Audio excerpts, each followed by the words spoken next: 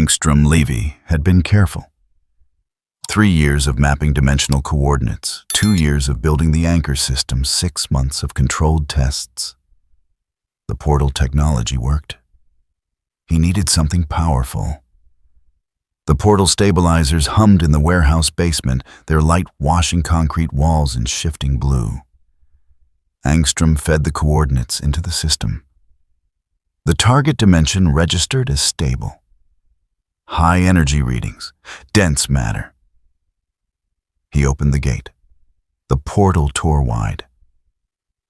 Not the controlled aperture he'd practiced. This was a rupture. The edges screamed with feedback. Angstrom's vision whited out. When it cleared, he saw metal. Not a weapon, not a tool, a ship. The dark matter vessel materialized in low orbit above Earth. 2 kilometers of plated hull gun ports running the length like teeth in a jaw. The portal collapsed behind it, the backlash throwing Angstrom into the far wall. His ribs cracked. Blood filled his mouth. He tried to stand, failed. Through the haze of pain, one thought burned clear. He had pulled something he couldn't define. Something that didn't belong to any reality he'd mapped. The ship hung in silence. No transmission, no demand. Just presence. Global Defense Agency headquarters registered the anomaly 4 seconds after materialization. The duty officer's screen lit red across every monitor. Threat profile unknown. Mass displacement off scale. Orbital position directly above international waters. Cecil Stedman was in the command center within 90 seconds. He didn't ask questions. The data told him everything. This wasn't Viltrumite. Coalition signatures didn't match. The vessel's energy output exceeded anything in GDA records by a factor of 12. "Get me visuals," Cecil said. The satellite feed came through. The ship looked old, archaic plating, hull scarring that suggested centuries of use. But the reactor signatures blazed like a newborn star. Cecil's jaw tightened. Threat assessment. The analyst's hands moved fast across her console. Extinction level, sir. If those are weapon systems, we're looking at planetary-scale bombardment capability. Cecil pulled up the global defense grid. Hammer stations in position. Nuclear deterrent online. Coalition early warning systems linked. Everything humanity had built to survive in a universe full of Viltrumites and worse. He didn't believe any of it would matter. Send the alert. Worldwide emergency broadcast. Get the Guardians in the air. I want Mark Grayson and anyone who can fly in position within 10 minutes. The analyst looked up. Sir, we haven't attempted contact. This could be... Look at the gun ports, Cecil said. His voice didn't rise. It didn't need to. Those aren't diplomatic. The ship moved. Not toward Earth, just a rotation. Gun ports aligned with a landmass below. A mid-tier coastal nation outside any major alliance structure. Population 43 million, industrial centers. Urban sprawl reaching inland from the sea. Cecil's hand went to the emergency channel. All stations, this is Stedman. Prepare for... The first salvo fired. No warning, no declaration. The cannons unleashed energy that turned the sky white. The beams didn't streak. They simply connected ship to ground pillars of light that carved through atmosphere without resistance. Where they touched the earth, matter ceased. Buildings, roads, people. The coastal cities didn't explode. They vanished. The bombardment walked inland, methodical, complete. Each beam held for 3 seconds before the cannon cycled to the next target. The pattern formed a grid. Satellite feeds went dark one by one as thermal bloom overwhelmed sensors. The last image showed a crater system where a nation had stood. The ocean poured into the voids, steam rising in columns that pierced cloud cover. 43 million people. Gone in 4 minutes. Global communications networks screamed, every news channel, every emergency frequency. The footage that survived showed light. Just light. And then nothing. Cecil stood in the command center. The analysts had stopped talking. The room held the kind of silence that follows when language fails. On the main screen, the ship continued its rotation, targeting solutions and cycled across GDA monitors. Projections ran. Every simulation ended the same way. "Sir," the analyst's voice cracked. "Multiple nations are elevating to nuclear alert status. China, Russia, United States. They're preparing counterstrike authorization." Cecil opened the priority channel. "This is Director Stedman, GDA. I am assuming command authority under Extinction Protocol 7. All nuclear assets are to stand down. Repeat, stand down." Static. Then voices, angry, demanding. "We have visual confirmation of an orbital bombardment that just erased a sovereign nation," someone shouted over the channel. "You expect us to do nothing?" "I expect you to not give it a reason to fire again," Cecil said. "Nuclear launch will be detected. It will respond. We don't have a target lock that can survive long enough to deliver payload. What we have is the hammer." The hammer had cost more than the GDP of some countries. An orbital kinetic weapons platform designed to crack Viltrumite warships. Titanium tungsten penetrator rods accelerated to velocities that turned physics into a prayer. GDA's answer to the question of what happens when conventional force can't reach. Cecil authorized the strike. The hammer fired. The rod screamed through vacuum, targeting the ship's central mass. Impact in 7 seconds, 6, 5. The command center held its breath. The rod hit. Metal shrieked. The ship's hull buckled inward. Alarms should have sounded. Structural failure, decompression, something. The satellite feed showed the impact crater, 3 meters deep. The ship's rotation slowed, stopped, then resumed. The damage sealed. Not repaired, just sealed. Hull plating flowed like liquid, filling the wound. Within 30 seconds, no trace remained. "Jesus Christ," someone whispered. Cecil didn't move. His hand stayed flat on the console. "Get me Mark Grayson. Get me the Guardians. Get me anyone who can reach that thing and tell me what we're dealing with." On the main screen movement. The ship's exterior showed a figure now, standing on the hull's topside, tall, armored in gold, a single eye that reflected Earth's light back toward the cameras. The figure didn't move, didn't gesture. Just stood there looking down at the planet below. No expression, no reaction to the hammer strike. Just observation. The targeting systems locked on the figure. Cecil watched the threat assessment algorithm try to classify it. Every parameter returned error codes. The system couldn't place it in any known category. Viltrumite, human, alien. Nothing fit. "That's their commander," Cecil said quietly. "How do you know?" "Because it's standing in vacuum, like it's taking a walk." The ship's cannons began cycling again, warming up. The targeting systems operated without input from the figure on the hull. Automated, self-directed, target acquisition sweeping across the globe. Analysts shouted coordinates, cities, military installations, infrastructure nodes. The pattern suggested total war, not conquest, annihilation. Cecil pulled up the global defense roster.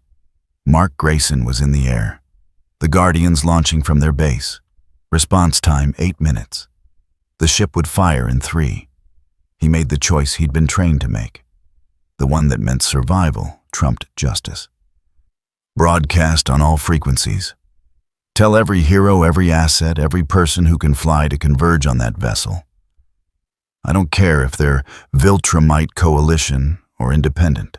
If it moves and it's not human, I want it up there disrupting that ship's firing sequence.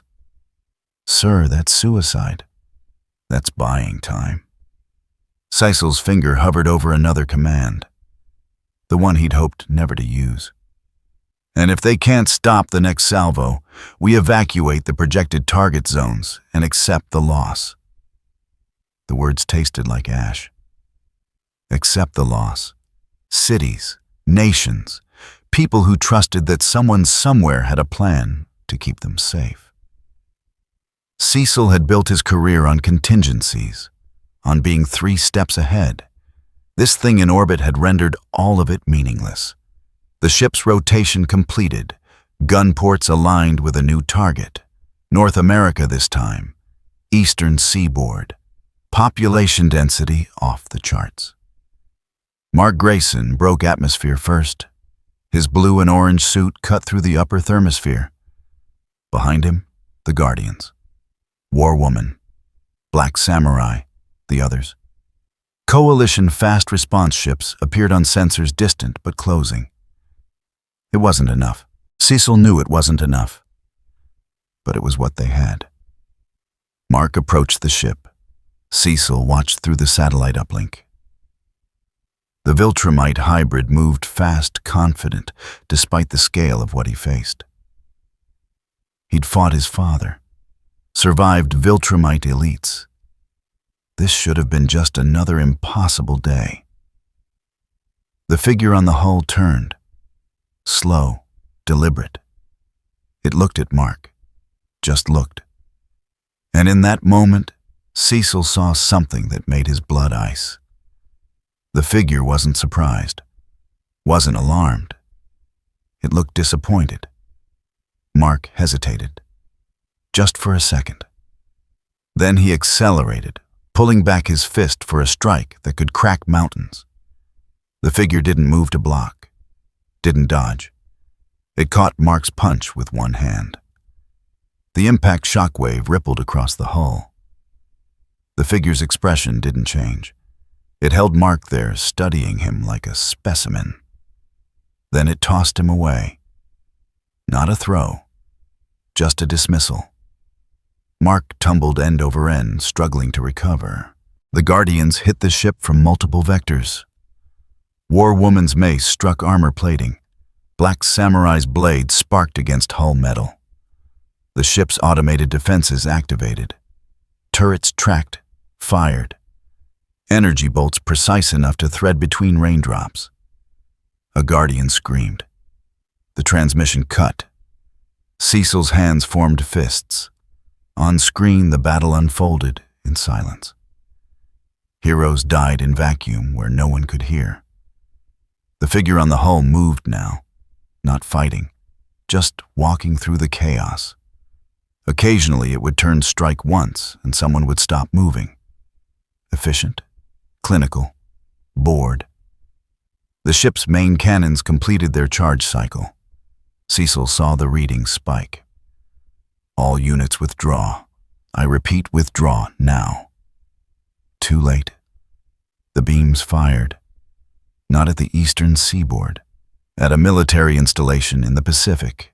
A GDA logistics hub, secondary target. The message was clear. You tried to hurt me. Now I demonstrate the cost. The base evaporated. 3,000 personnel, support staff, families. The ship's cannons went cold again, waiting. Cecil closed his eyes, opened them. Nothing had changed. The ship remained. The figure stood on its hull. Mark Grayson and the surviving Guardians held position at a distance clearly outmatched. And somewhere in a warehouse basement, Angstrom Levy dragged himself toward the emergency exit, leaving a trail of blood. He'd pulled something through, something that didn't belong to any calculation he'd ever made. The ship broadcast no message, made no demand. It simply existed in Earth's orbit, like a guillotine blade held over civilization's neck. Cecil opened the emergency channel to the Global Defense Network. His voice was steady. It had to be. "This is Director Stedman. We are now operating under the assumption that conventional response is insufficient. All assets are to focus on minimizing casualties from future bombardment. Evacuation protocols are in effect for all major population centers. We don't negotiate. We survive." He cut the channel, looked at the main screen. The figure on the ship's hull turned away from Earth, facing the stars, like it was already looking for something more interesting. The night sky over half the planet glowed with burning debris from the bombardment. Atmospheric ash would darken sunsets for months. And somewhere in that vast ship, something with one golden eye and armor that caught starlight waited to see if this world had anything worth its attention. Cecil pulled up the casualty projections. 43 million dead, 3,000 more, and the bombardment had barely started. "Get me everything we have on dimensional breaches in the last 48 hours, he said. This thing didn't just appear. Someone opened a door. The analysts moved. The command center returned to frantic activity. But Cecil stayed still, watching the ship, watching the figure, wondering if Earth had just become prey. The Guardians had trained for Viltrumites. They'd trained for Mauler clones, for Omnipotus, for Coalition warships. War Woman had fought beside heroes for 30 years. Black Samurai could cut through reinforced steel. Immortal had died and come back more times than he could count. None of it mattered. They reached the ship in formation. Standard engagement protocol for unknown orbital threats. War Woman took point. Black Samurai flanked left. Duplicate split into 6, spreading wide for multi-vector assault. The others held support positions. Mark hung back, still recovering from the initial encounter. His ribs ached where the figure's hand had caught his punch. Cecil's voice crackled through the comm system. "Primary objective is disruption. Do not engage in sustained combat. Get and damage the firing systems. Get out." War Woman's mace glowed as she accelerated. The ship's hull grew larger. Gun ports lined the surface like scars. No defensive fire yet. Either they hadn't been detected, or something was letting them approach. She swung. The mace connected with armor plating. The impact sent shockwaves rippling across the hull. Metal buckled. Alarms should have sounded. Instead, the damaged section simply sealed plating flowing like mercury to fill the wound. War Woman pulled back for another strike. The figure appeared in front of her. She didn't see it move. One moment the hull stretched empty. The next, golden armor filled her vision. One eye, no expression. The figure's hand came up almost lazy. It caught the mace mid-swing. War Woman's strength could shatter concrete. The figure held the weapon like it weighed nothing. She pulled. The mace didn't move. The figure tilted its head slightly, studying her. Then its other hand moved. Fast. War Woman's chest plate caved inward. The blow sent her spinning across vacuum. She tried to right herself.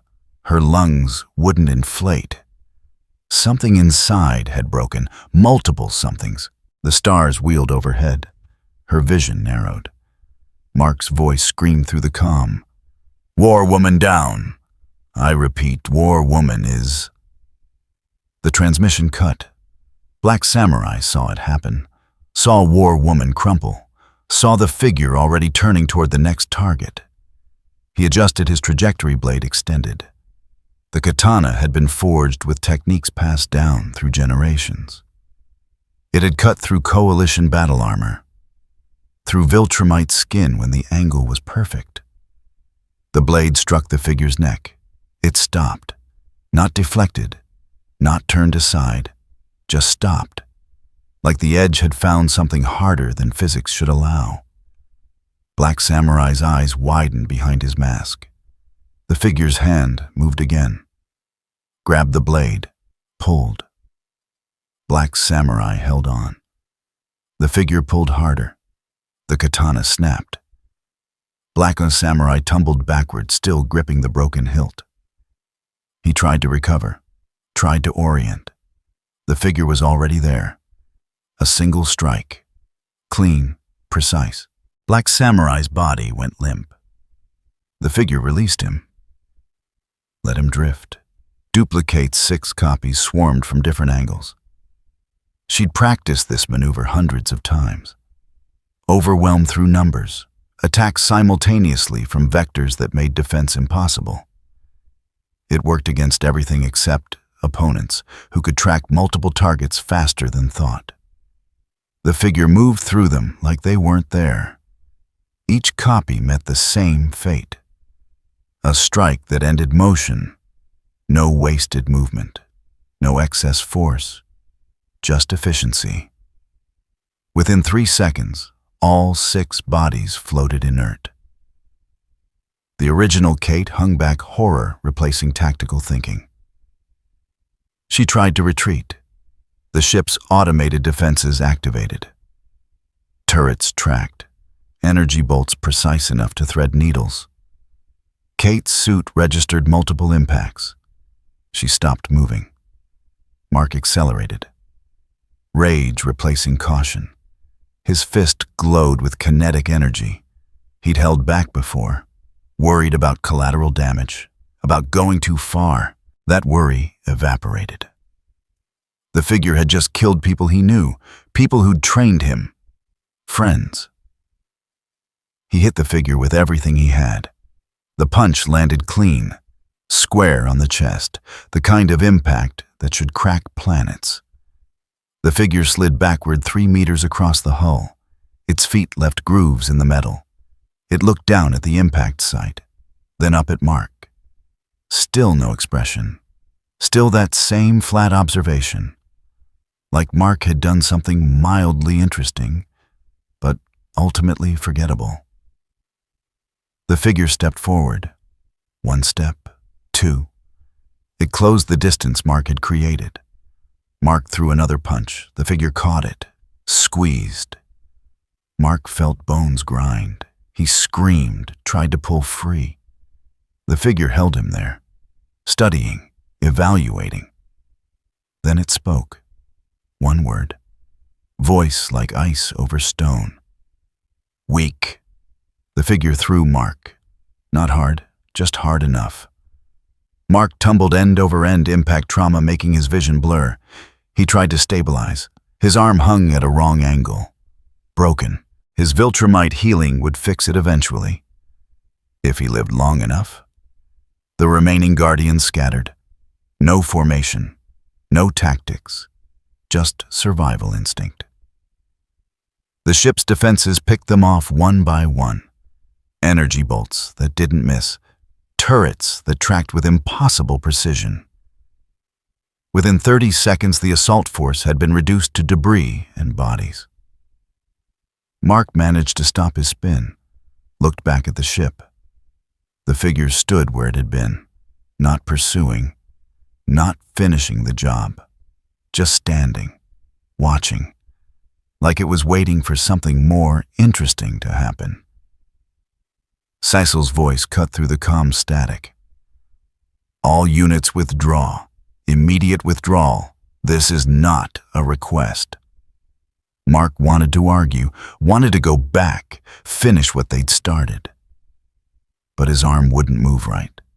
His ribs felt like broken glass, and the figure just stood there radiating that same cold patience. He retreated, hated himself for it. But he retreated. The medical bay on the Guardian's orbital station smelled like antiseptic and failure. Mark sat on an exam table while a medic wrapped his arm. Around him, other beds held the ones who'd made it back, not many. War woman in critical condition, chest cavity crushed. Black Samurai in a coma, maybe permanent. The duplicate copies hadn't survived. The original barely had. GDA ran a deeper scan of the ship's interior while Mark recovered. 3 additional biosignatures flickered on the readout, moving between the gun deck, the prison deck, and the ship's central spine. Not Boros, not automated. Cecil looked at the data. So it's not one monster. It's a system. Cecil appeared on the view screen. No pleasantries. Report. It didn't even try, Mark said. His voice sounded hollow. It just stood there and killed them. Like we were insects. Threat assessment? Beyond anything in our database. Beyond Viltrumite. Beyond... Mark stopped. Couldn't find words big enough. It spoke. Called me weak. Cecil's expression didn't change. Did it pursue when you withdrew? No. Then it's not hunting, it's testing. Cecil pulled up tactical displays. The ship's orbital position hasn't shifted. The cannons are cycling, but haven't fired again. It's waiting. For what? Something worth its time. Cecil closed the tactical screen. I'm pulling all ground-based hero assets to evacuation duty.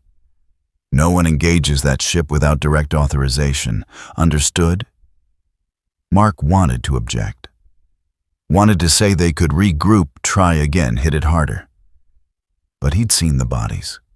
Seen how easily the figure had dismissed everything they'd thrown at it. Understood. Cecil's image flickered. We're reaching out to Coalition. Alan the alien is in system. If anyone has intel on what we're dealing with, it's them. The view screen went dark. Mark sat in silence. His arm throbbed. The medic finished the wrap, moved to the next patient. Around him, the medical bay processed casualties. Heroes who'd survived impossible odds before, who'd faced death and won. Not this time. Mark closed his eyes, saw the figure again, that flat, empty observation, the way it had looked at him and found him wanting. He'd fought his father, survived Viltrumite attacks. This felt different. Omni-Man had been personal, had rage and purpose. This thing had nothing. Just cold evaluation. His comm chirped. Alan's voice. Mark, I'm approaching Earth. Cecil briefed me on the situation. I need to see that ship. It'll kill you. Maybe. But I've seen a lot of things in this galaxy. Let me see if I recognize this one. Mark pulled himself off the exam table. His arm screamed protest. I'm coming with you. You're injured. So were the Guardians. Didn't stop them from dying. Mark moved toward the airlock. Someone needs to witness. Someone needs to remember what killed them. Alan didn't argue. Mark appreciated that. He suited up, pain-making every movement deliberate. The airlock cycled. Vacuum embraced him. Above the ship hung like a sword over Earth. The figure still stood on the hull, still waiting. Mark and Alan approached slowly. No attack formation, just observation. The figure watched them come, didn't move, didn't prepare, just stood. Alan's voice came through the calm quiet. That's not Viltrumite tech, not Coalition, not anything I've seen in 50 star systems. Can you identify it? No, but I know someone who might. Alan pulled up a star chart. Grand Regent Thrag, leader of the Viltrumite Empire. If anything in this universe has enough combat data to classify this threat, it's him. Mark's blood went cold. You want to bring Thrag here? No, I want to bring this thing to Thrag. Alan highlighted coordinates. Draw it away from Earth. Let the two strongest forces in the galaxy solve each other. That's insane. That's survival. Alan transmitted the coordinates to his ship's computer. Then he opened a broadcast on known Viltrumite frequencies. I'm about to make a very bad decision. The figure's head turned. Slow, deliberate, like it had heard, like it understood. Mark felt ice crawl down his spine. The figure took one step forward, then another, moving toward them now. Not fast, not aggressive, just interested. Alan pulled back. "We're leaving, now." They retreated. The figure stopped, watched them go, and for just a moment, Mark thought he saw something in that single eye. Not anger, not malice, anticipation. Back in GDA. Headquarters, Cecil stood in the command center. Casualty reports scrolled across screens. Guardian of the Globe down to 20% combat effectiveness. 3 dead, 4 critical, 2 missing. And the ship hadn't even moved from its position. The analyst turned.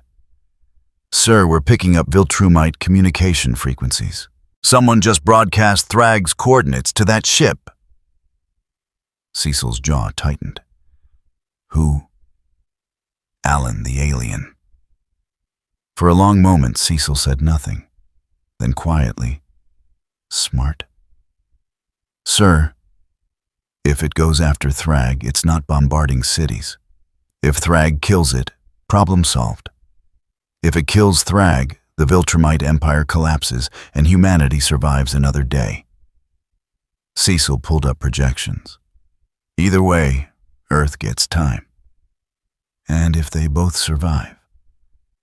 Cecil looked at the screen, at the ship, at the figure standing motionless on its hull.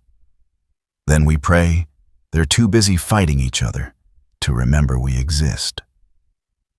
The command center fell silent.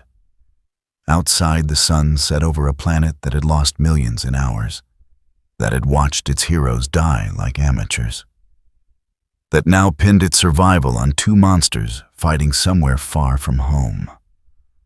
The figure on the ship's hull tilted its head, looked toward deep space, like it had heard something, like a promise had been made. Then it smiled, just slightly, just enough. The ship's engines began cycling up. The Guardians had trained for Viltrumites.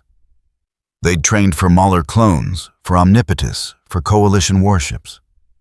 War Woman had fought beside heroes for 30 years. Black Samurai could cut through reinforced steel. Immortal had died and come back more times than he could count. None of it mattered. They reached the ship in formation. Standard engagement protocol for unknown orbital threats. War Woman took point. Black Samurai flanked left.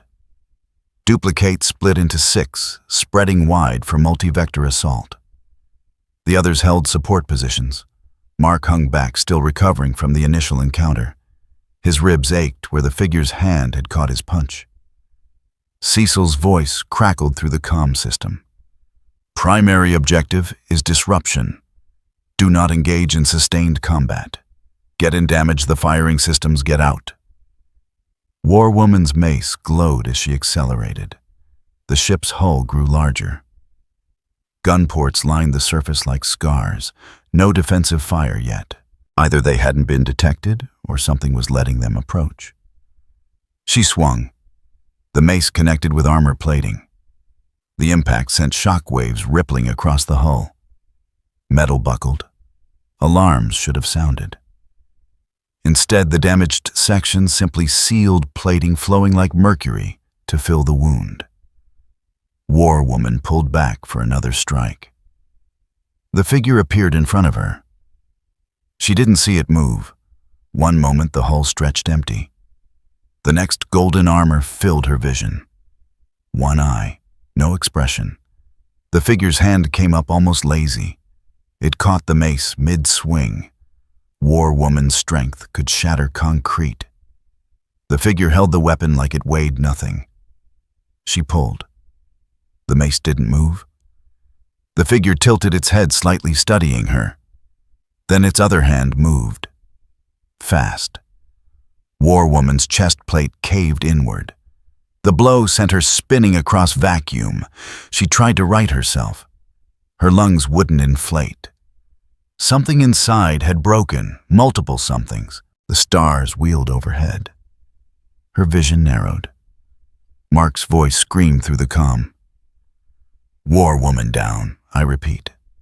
War woman is... The transmission cut. Black Samurai saw it happen, saw War Woman crumple, saw the figure already turning toward the next target. He adjusted his trajectory blade, extended. The katana had been forged with techniques passed down through generations. It had cut through Coalition battle armor, through Viltrumite skin when the angle was perfect. The blade struck the figure's neck. It stopped, not deflected, not turned aside, just stopped. Like the edge had found something harder than physics should allow. Black Samurai's eyes widened behind his mask. The figure's hand moved again, grabbed the blade, pulled. Black Samurai held on. The figure pulled harder. The katana snapped. Black Samurai tumbled backward, still gripping the broken hilt. He tried to recover, tried to orient. The figure was already there. A single strike. Clean, precise. Black Samurai's body went limp. The figure released him. Let him drift. Duplicate 6 copies swarmed from different angles. She'd practiced this maneuver hundreds of times. Overwhelmed through numbers. Attacked simultaneously from vectors that made defense impossible. It worked against everything except opponents who could track multiple targets faster than thought.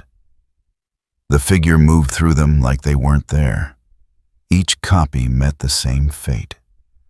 A strike that ended motion, no wasted movement, no excess force, just efficiency.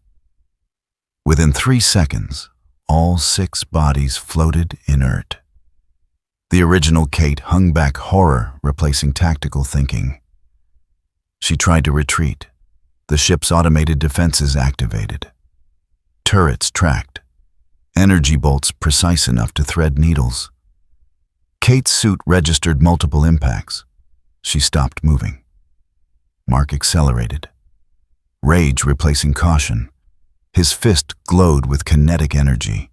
He'd held back before, worried about collateral damage, about going too far. That worry evaporated. The figure had just killed people he knew.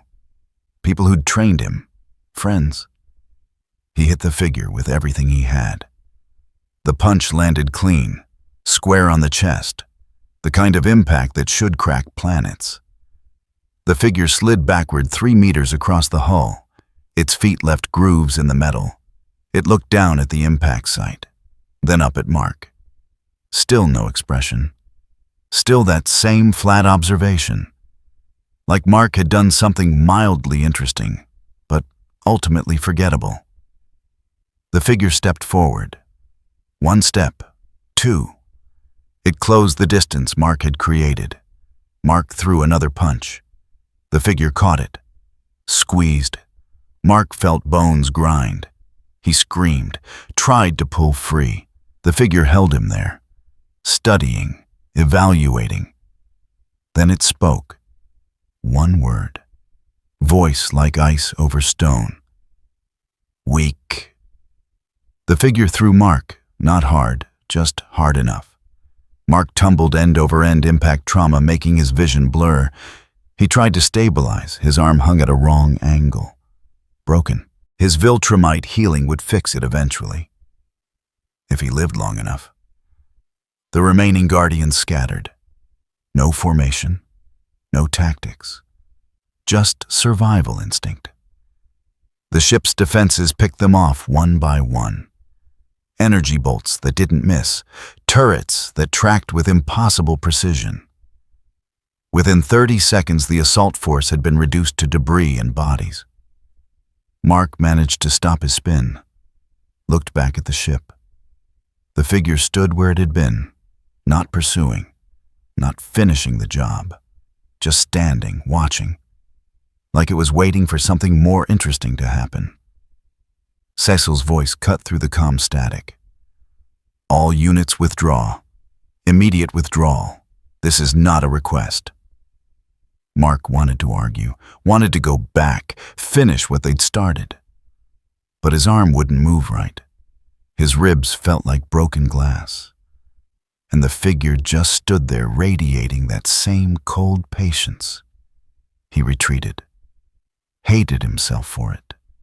But he retreated. The medical bay on the Guardian's orbital station smelled like antiseptic and failure. Mark sat on an exam table while a medic wrapped his arm. Around him, other beds held the ones who'd made it back. Not many. War woman in critical condition, chest cavity crushed. Black samurai in a coma, maybe permanent. The duplicate copies hadn't survived. The original barely had. GDA ran a deeper scan of the ship's interior while Mark recovered. 3 additional biosignatures flickered on the readout, moving between the gun deck, the prison deck, and the ship's central spine. Not Boros, not automated. Cecil looked at the data. So it's not one monster. It's a system. Cecil appeared on the view screen. No pleasantries? Report. It didn't even try, Mark said. His voice sounded hollow. It just stood there and killed them, like we were insects. Threat assessment. Beyond anything in our database. Beyond Viltrumite, beyond... Mark stopped. Couldn't find words big enough. It spoke, called me weak. Cecil's expression didn't change. Did it pursue when you withdrew? No. Then it's not hunting. It's testing. Cecil pulled up tactical displays. The ship's orbital position hasn't shifted. The cannons are cycling, but haven't fired again. It's waiting. For what? Something worth its time. Cecil closed the tactical screen. I'm pulling all ground-based hero assets to evacuation duty. No one engages that ship without direct authorization. Understood? Mark wanted to object, wanted to say they could regroup, try again, hit it harder. But he'd seen the bodies, seen how easily the figure had dismissed everything they'd thrown at it. Understood. Cecil's image flickered. We're reaching out to Coalition. Alan the alien is in system. If anyone has intel on what we're dealing with, it's them. The view screen went dark.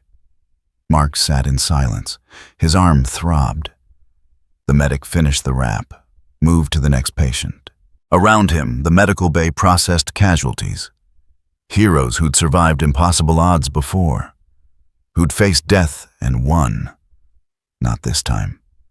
Mark closed his eyes, saw the figure again, that flat, empty observation, the way it had looked at him and found him wanting. He'd fought his father, survived Viltrumite attacks. This felt different. Omni-Man had been personal, had rage and purpose. This thing had nothing, just cold evaluation. His comm chirped. Alan's voice. Mark, I'm approaching Earth. Cecil briefed me on the situation. I need to see that ship. It'll kill you. Maybe. But I've seen a lot of things in this galaxy. Let me see if I recognize this one. Mark pulled himself off the exam table. His arm screamed protest. I'm coming with you. You're injured. So were the Guardians. Didn't stop them from dying. Mark moved toward the airlock. Someone needs to witness. Someone needs to remember what killed them. Alan didn't argue. Mark appreciated that. He suited up, pain making every movement deliberate. The airlock cycled. Vacuum embraced him.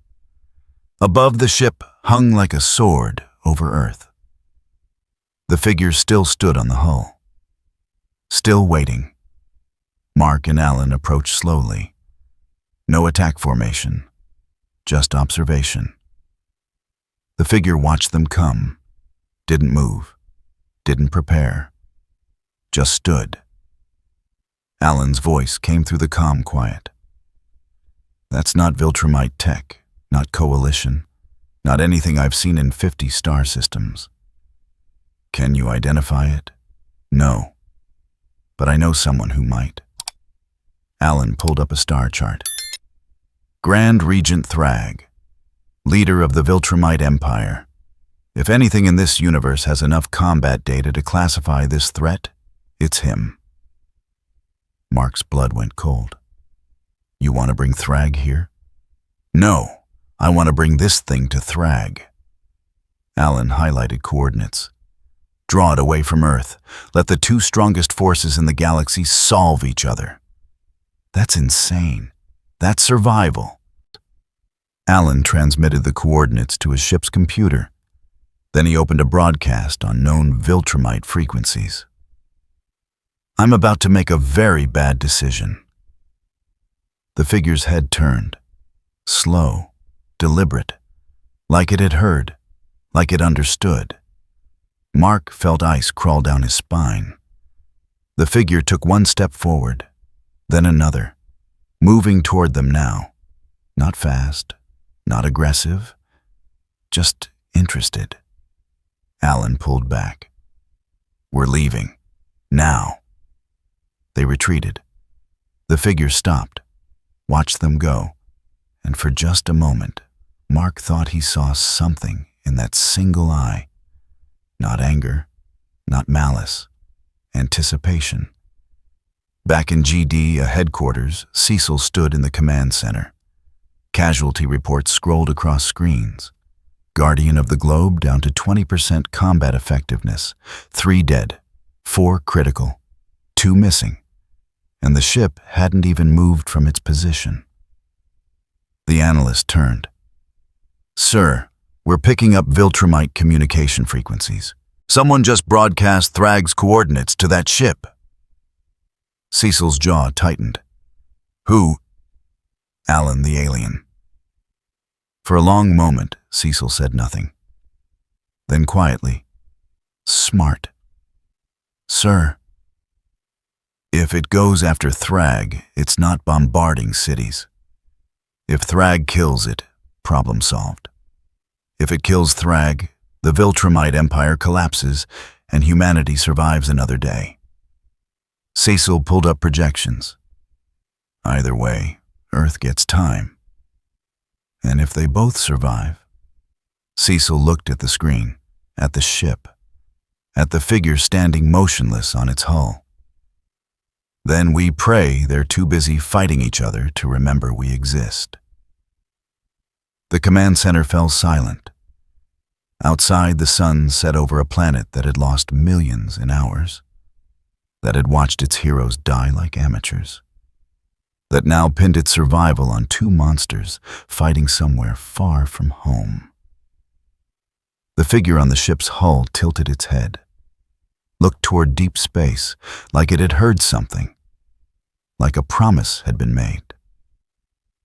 Then it smiled. Just slightly, just enough. The ship's engines began cycling up. Cecil pulled up the tactical display. 6 hours since Mark's extraction from the ship. 15 survivors. 273 confirmed dead. And the ship still hung in orbit, guns cycling toward another firing solution. After-action summary, Cecil said. His voice carried no emotion. Just demand for data. The analyst's hands moved across her console. 3 boarding operations. Objectives: disable primary weapons, retrieve intelligence extract, captive labor force. All 3 missions encountered resistance. Define resistance. Internal command structure. 3 entities, not Boros. The analyst pulled up biosignature data. The deep scan from Chapter 2 identified them. We now have confirmation. Groribus, Gerjugenschub, Melzergard. Each one defended a critical system. Cecil leaned forward. The hammer can't sustain continuous fire. Thermal cycling requires 12-minute cooldown between strikes. And we need telemetry windows to target interior compartments. We got one window. Walk me through what it cost. The screen shifted. Tactical footage, helmet cams, transmissions that cut to static. Team Alpha breached the gun deck access corridor at 0400, the analyst began. Initial entry successful. Then contact. The footage showed a hallway, metal, functional, standard ship architecture. Then the walls began to weep. Not water. Something else. Corrosive. The metal didn't burn, it melted, like wax under flame. A figure emerged from the shadows ahead. Tall, armor that looked organic, multiple eyes. Groribus. The team lead's voice came through the recording. Hostile contact, engaging. Gunfire, armor-piercing rounds. They hit. Groribus didn't flinch. He opened his mouth. What came out wasn't flame, it was acid. A stream that hit the first Marine's helmet.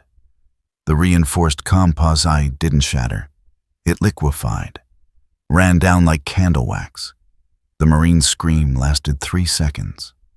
Then, his throat melted too. Fall back, someone shouted. But the hallway was melting. Floor plates sagging, bulkheads drooping. Groribus advanced through it like he owned the physics. His acid breath carved through everything, turned solid matter into viscous ruin.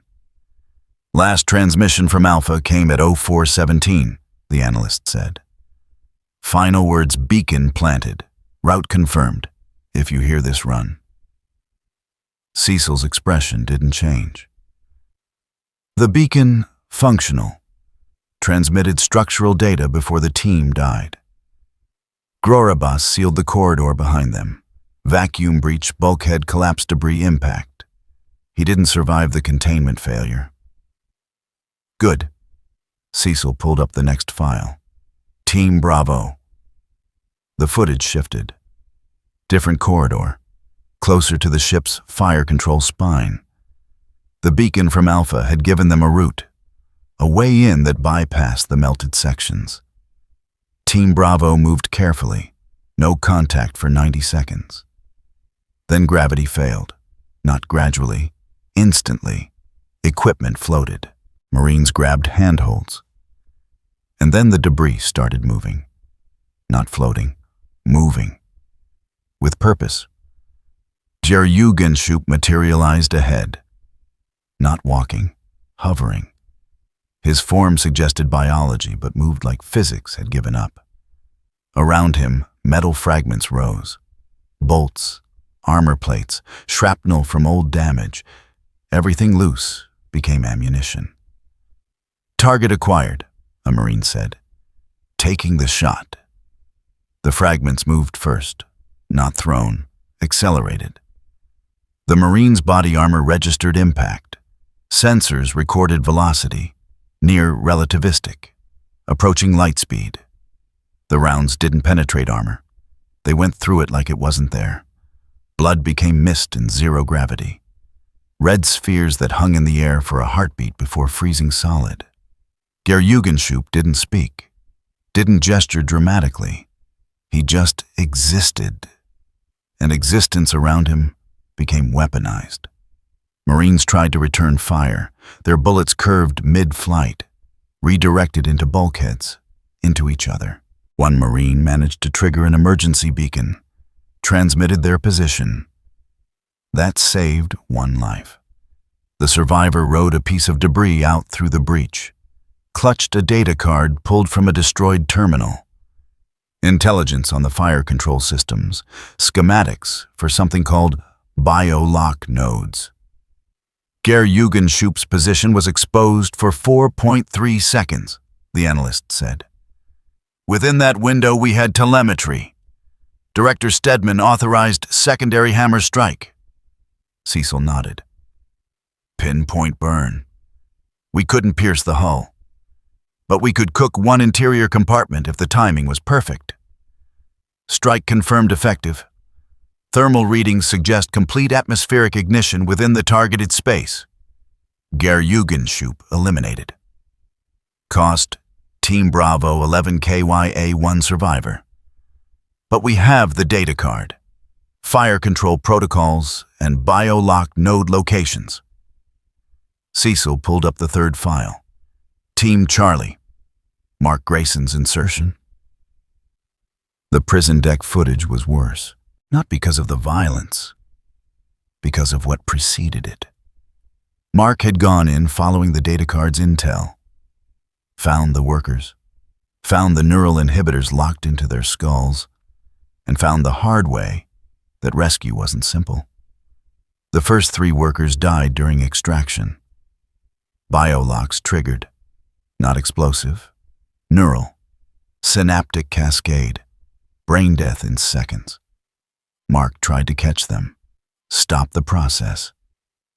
His Viltrumite strength meant nothing against chemistry. Then Melzergaard arrived. The entity didn't walk, it flowed.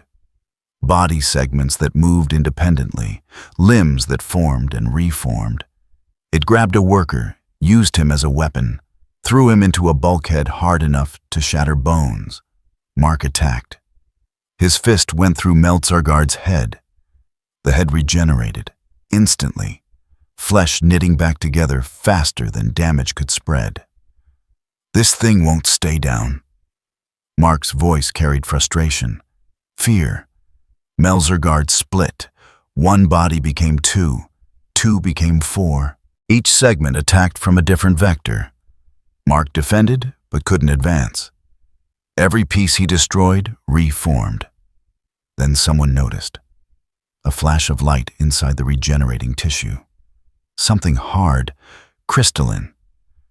"The orbs," Mark shouted. "It's got something inside." He changed tactics. Stopped trying to destroy. Started trying to expose. Tore through flesh to find the source. Found a marble-sized sphere pulsing with energy. Crushed it. Melzergaard screamed. One of his segments stopped moving. Collapsed. 4 more orbs. 4 more hunts. Mark tore through regenerating tissue. Allied forces provided covering fire, kept the other segments busy while Mark worked. The 4th orb shattered. Melzergaard slowed, visibly. Regeneration lagging. And Mark saw it. The biolock control node. Exactly where the data card said it would be. Built into the prison deck's infrastructure. He ripped it free, tore through the cabling. The neural inhibitors on the surviving workers went dark. Dead circuits, no more kill switches. Extraction successful, the analyst reported. 47 workers recovered. 231 confirmed KIA. Melzergaard heavily damaged, but not eliminated. Last visuals showed it retreating deeper into the ship. Cecil closed the files, looked at the casualty numbers. The intelligence gained. The objectives partially achieved. The ship's weapons, still functional. Fire control is degraded but operational. Estimate 8 hours until next bombardment capability. And Boros. Long-range sensors confirm his vessel departed the system, following the trajectory Alan provided, heading toward Viltrumite space. Cecil stood, walked to the viewport. Earth turned below. Still intact, still vulnerable. So we bought time, not safety, time. Sir, the question remains. If the ship can operate without Boros, then it was never about one entity. It was about an empire. Cecil turned back to his console. Redirect all satellite coverage to the ship. If it moves, if it charges weapons, I want to know before it happens. And get me, Alan. We need to know what happens when Boros reaches Thrag. And if Boros comes back. Cecil looked at the tactical display. At Earth. At the ship hanging above it like a guillotine blade. Then we pray he found what he was looking for. Because if he didn't next time, he won't leave anything standing. The command center returned to work, monitoring, calculating, preparing for catastrophes they couldn't prevent.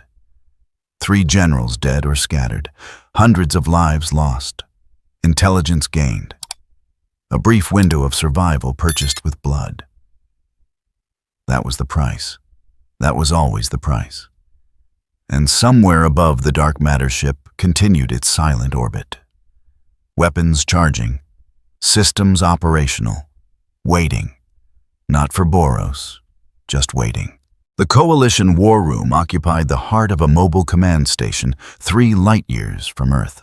Holographic displays filled the space with star charts and casualty reports. Alan the alien faced a council of representatives from 17 species, none of them happy. "You brought it here," the Thraxan delegate said. Her voice carried the weight of accusation. "A destroyer-class entity, unclassified. And you led it toward our core territories." Alan kept his voice level. "I gave it coordinates. It chose to follow." Semantics. The Talescrian counselor's skin rippled with agitation. "Our projections show catastrophic losses if this entity engages Viltrumite forces near populated systems. Your projections also show total extinction if Thrag continues his expansion unchecked." Alan pulled up battle data. The last 3 encounters with Viltrumite advance forces, Coalition ships reduced to debris, planets subjugated or sterilized. "We've lost 12 systems in 6 months. Our fleets can't stop them. Our champions can't touch their leadership. So yes, I found something that might destroy us instead. Better destroyed fighting than enslaved waiting." Alan closed the battle data, opened new files, footage from Earth's orbital engagement. The figure in golden armor moving through Guardian defenders like they were children. The efficiency, the absolute dominance. This entity dismantled Earth's hero force in minutes. It didn't break formation, didn't strain, didn't accelerate beyond casual engagement speed. And it's heading toward Thrag. The council chamber fell silent. They'd all seen the footage, all run the calculations. The entity designated Boros represented a category of threat their classification systems couldn't process. Power readings that broke their instruments. Combat capability that suggested either their sensors were malfunctioning or physics had exceptions they'd never documented. The Thraxan delegate leaned forward. "If Boros kills Thrag, we survive the Viltrumite threat. If Thrag kills Boros, the galaxy survives anyway.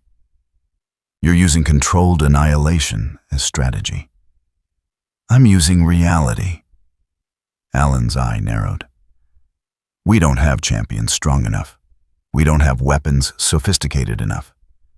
We have desperation and one chance to redirect something we can't control towards something we can't defeat. And the entity, what does it want? Combat. Specifically combat against the strongest opponent available." Alan pulled up Thrag's profile. Conquests, battles, documented strength feats. "I told it about Thrag. It listened. That's all the negotiation that happened." The Telescrian counselor's tendrils coiled tight. "You didn't negotiate. You just pointed." "Yes. That's not strategy. That's chaos. That's survival." Alan closed the displays. Thrag's next target cluster includes 4 population centers, 60 billion lives. Our defenses won't hold. They never hold. But if Boros engages him first, we buy time. We evacuate. We regroup. The council exchanged glances, silent communication through channels Alan couldn't access. Finally, the Thraxan delegate spoke. "What if they both survive? Then we face two threats instead of one. But at least they'll be weakened. At least we'll have data. Alan paused. And maybe, if we're fortunate, they'll kill each other. The council voted, unanimous. Authorization to proceed with tactical redirection. Use Boros as an uncontrolled asset against Viltrumite command structure. The decision took 30 seconds. The consequences would echo for decades. If anyone survived to measure them. Mark floated in the observation lounge of the Coalition station, watching the star field through reinforced viewports. His arm had healed. Viltrumite genetics working overtime. But the ache remained. Not physical. Something deeper. Alan drifted in behind him. You're angry. You're using him, Boros, like he's a weapon you can aim. He is a weapon. Just one we can't control. Alan moved to the viewport. You think I'm wrong? I think you're playing with something you don't understand. I understand perfectly. He's a destroyer-class entity with single-minded focus on combat superiority. Thrag represents the pinnacle of martial culture in this galaxy. Of course, Boros is interested. Alan's voice carried no triumph, no satisfaction, just cold assessment. What I don't understand is your objection. Your world is safe because that thing left. Because I gave it a target it wanted more than Earth. Mark's fists clenched. It killed my friends. It enslaved hundreds of people. And you're rewarding it with exactly what it wants. I'm directing it away from billions of civilians. That's not reward. That's triage. Alan turned to face him. You want justice. I understand. But justice is a luxury we afford after survival. Right now, we're still in the survival phase. This isn't right. No, it's necessary. Learn the difference. Alan moved toward the exit. Paused. Your father understood this. Omni-Man made choices that kept Earth alive longer than it should have survived in this galaxy. Maybe you'll understand eventually. Maybe you won't. But the math doesn't change. Mark said nothing. What could he say? That Alan was wrong. The Coalition had the data, had the projections. Thrag's empire was expanding, Earth hung in the crosshairs, and Boros was heading toward the one fight that might change the equation. The math was sound. The ethics were horror. Welcome to the galaxy. The dark matter ship hung in deep space engines idle. Inside Boros walked through empty corridors. The workers were gone. Dead or released, it made no difference. The ship required minimal crew when not actively conquering. Automated systems could maintain function. Boros reached the command chamber. The viewport showed star patterns he didn't recognize, unfamiliar constellations.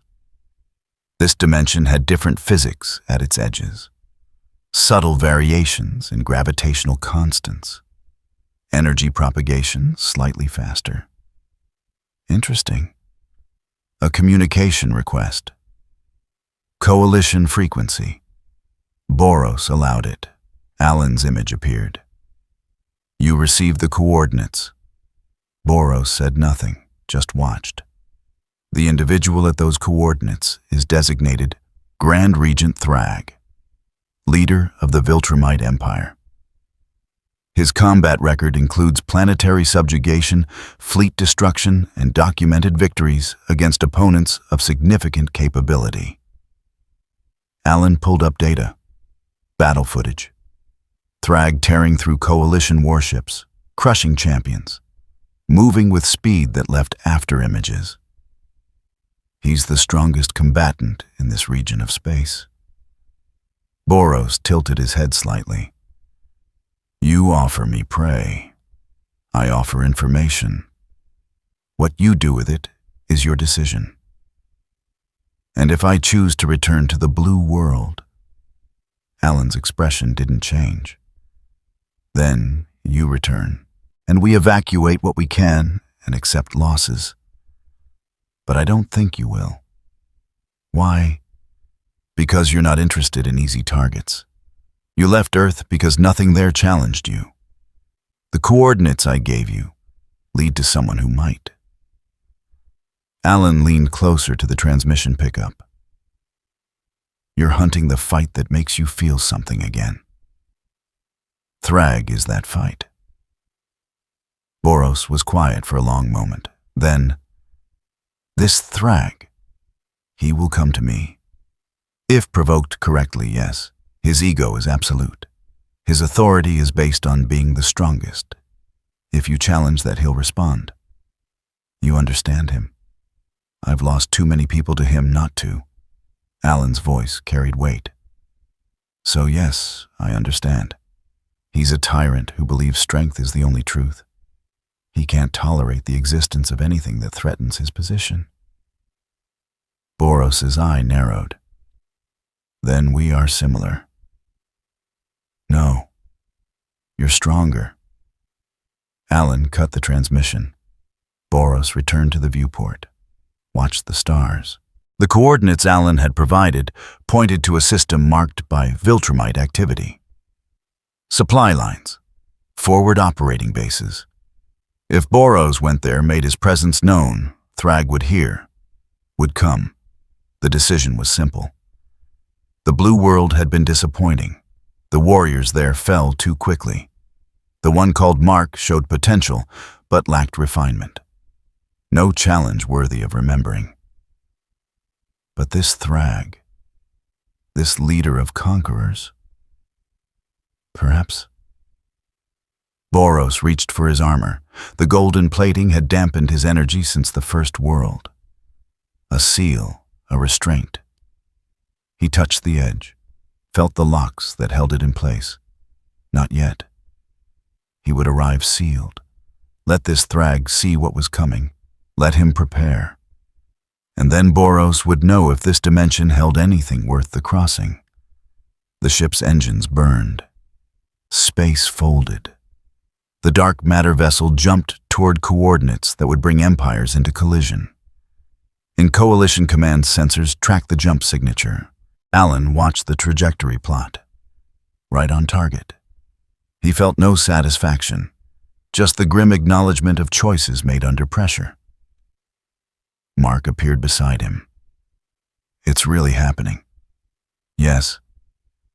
And if this goes wrong, if Boros wins and comes back, if Thrag survives and targets Earth. Alan pulled up evacuation routes, refugee protocols, fallback positions that coalition leadership had prepared but never admitted publicly. Then we've already lost. This was always a long shot, but it was the only shot we had.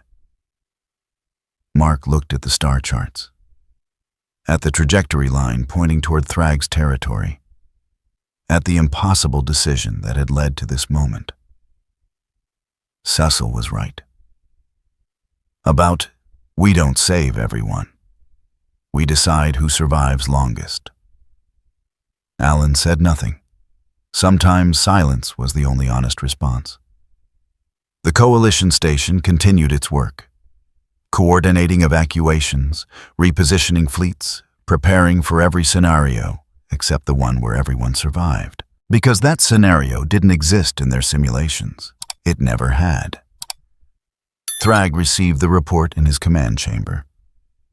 An unknown vessel approaching Viltrumite space. Energy signatures off scale. Moving with purpose. Classification? He asked. The analyst hesitated. Unknown Grand Regent. The signature doesn't match any known technology. Power output suggests either sensor malfunction or threat level beyond our categorization system. Thrag looked at the sensor data, at the readings that made no sense, at the trajectory that pointed directly toward one of his forward bases. Not a mistake. Not a patrol that wandered off course. Intent. Something was coming for him. Thrag smiled, not pleasantly, not with warmth, with the absolute certainty of a predator that had never met its equal. Prepare my ship.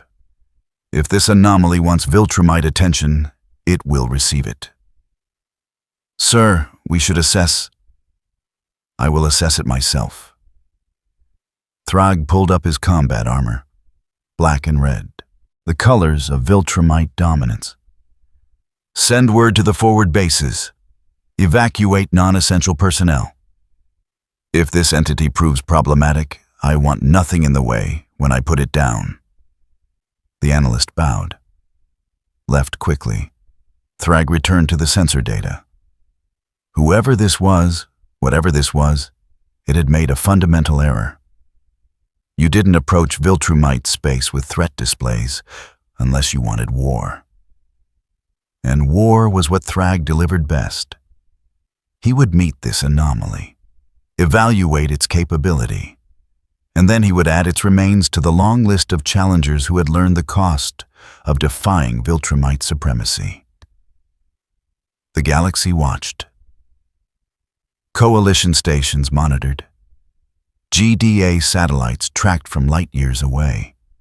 And in the dark between stars, two forces moved toward collision. Boros seeking the fight that would make him feel alive. Thrag defending the supremacy he'd built through blood. Neither one capable of backing down, neither one willing to accept second place. The trap was set. Not because anyone was clever enough to plan it, but because some forces of nature inevitably collide. The planet had died centuries ago. Atmosphere burned away by solar radiation. Crust cracked from tectonic collapse. What remained was a sphere of dead rock orbiting a red giant close enough to glow but too far to melt. No life, no witnesses, just stone and silence. Perfect. Thrag's ship broke orbit 3 kilometers above the surface. He descended alone. No escort, no backup. The scouting reports had been clear. Single vessel, single occupant, unknown classification, high threat potential. Everything Thrag needed to handle personally. He touched down on the cracked surface boots, crushing stone to powder. The gravity here was 0.7 Earth standard. Negligible. The heat was intense enough to melt lead. Also negligible. Thrag's Viltrumite physiology adjusted automatically. He scanned the horizon. The dark matter ship hung in stationary orbit overhead. No movement, no weapons charge, just presence. Thrag opened a communication channel. I am Grand Regent Thrag of the Viltrumite Empire. You have entered sovereign space. Identify yourself or be destroyed. Silence. Then movement. A figure descended from the ship. No engine burn, no propulsion trail, just controlled descent. Golden armor catching the red sun's light. A single eye that fixed on Thrag with the kind of attention reserved for insects under glass. The figure touched down 50 meters away. Stood there, waiting. Thrag assessed. Humanoid. Roughly his height. Armor design unfamiliar. The eye suggested either genetic variance or mutation. No visible weapons. No detectable energy signature beyond baseline mass displacement. Either the sensors were wrong or the entity was suppressing its output. You're the anomaly, Thrag said. The one that attacked Earth. The Coalition broadcast your trajectory. Thought I wouldn't notice. The figure tilted its head slightly. You came. Of course I came. No one enters Viltrumite space and survives. Thrag cracked his knuckles. Though I admit you've destroyed more assets than most manage before meeting me. That takes capability. Or your assets are weak. Thrag's eyes narrowed. You'll regret that assessment. He moved. Viltrumite speed that turned atmosphere into plasma. Closed 50 meters in a fraction of a second. His fist targeted center mass, full force, the kind of punch that could crack planetary crust. The figure caught it. Not deflected, not dodged, just caught. One hand. The golden armor's hand closed around Thrag's fist like a vice. The impact shockwave rippled outward, shattering stone for 100 meters in every direction. Thrag felt resistance. Real resistance. Something he hadn't encountered in decades. He pulled back. Swung with his other fist. The figure released him, stepped aside. The punch connected with empty air. Thrag recovered. Launched a combination, left, right, knee strike. Each blow capable of pulverizing reinforced steel. The figure blocked. Parried. Moved with economy that suggested trained response rather than instinct. And when it countered, the strike came fast. Precise. Thrag barely raised his guard in time. The impact drove him backward boots, leaving furrows in the stone.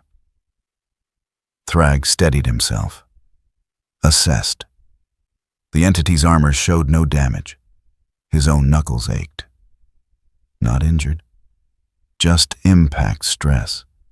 It had been years since he'd felt that. Interesting, sir, Thrag said. You have technique, not just raw power. The figure said nothing, just waited. Thrag accelerated. Real acceleration this time. He circled, struck from 3 angles simultaneously, using speed to create afterimages. The figure tracked, blocked all 3. Thrag grappled, trying to lock the entity's joints. Viltrumite combat training emphasized close quarters. Break the opponent's structure, win the fight. The figure broke his grip, not through strength, through leverage. It shifted weight, rotated, and suddenly, Thrag was airborne. He corrected mid-flight, came down hard. The surface cracked under him. He surged forward again. The exchange intensified. Blow for blow. Neither giving ground, neither showing weakness. Thrag began to notice patterns. The entity's regeneration.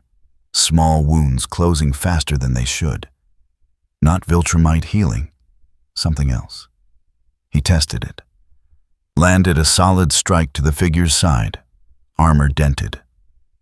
The entity's eye widened slightly. Acknowledgement of damage. Then the dent smoothed out. Metal flowing like liquid. Organic repair through non-organic material. Thrag filed that data. Attacked harder. The battle carved across the dead planet's surface. Each impact crater added to the landscape of destruction. Thrag used the environment, throwing boulders, creating dust clouds, forcing the entity to react to variables. The figure adapted. Used the same tactics. Turned Thrag's strategies back on him. They crashed through a canyon wall. The structure collapsed behind them. Thrag grabbed a section of falling debris, hurled it. The figure punched through it, stone exploding into fragments. Emerged from the cloud and closed distance. For the first time in recent memory, Thrag felt something approaching concern. Not fear. Never fear. But recognition. This entity could hurt him. Could potentially beat him if he didn't escalate. He escalated. Thrag's speed doubled. His strikes carried enough force to create sonic booms in the thin atmosphere. He targeted joints' eyes, structural weaknesses, fought like the warlord who'd conquered empires. Not with rage, with calculated brutality. The figure matched him, step for step, strike for strike. And when it landed a clean hit to Thrag's ribs, he felt bone crack. Viltrumite durability pushed to its limit. The pain was sharp, familiar. He'd broken ribs before. They'd heal. But the fact that this entity could break them at all spoke volumes. Thrag created distance, reassessed. His opponent showed damage now. armor cracked in multiple places. The regeneration was repairing it, but slower. The entity had limits. Good. Everything had limits. "So, this is the one who erased my scouts," Thrag said. "I'll admit I'm impressed.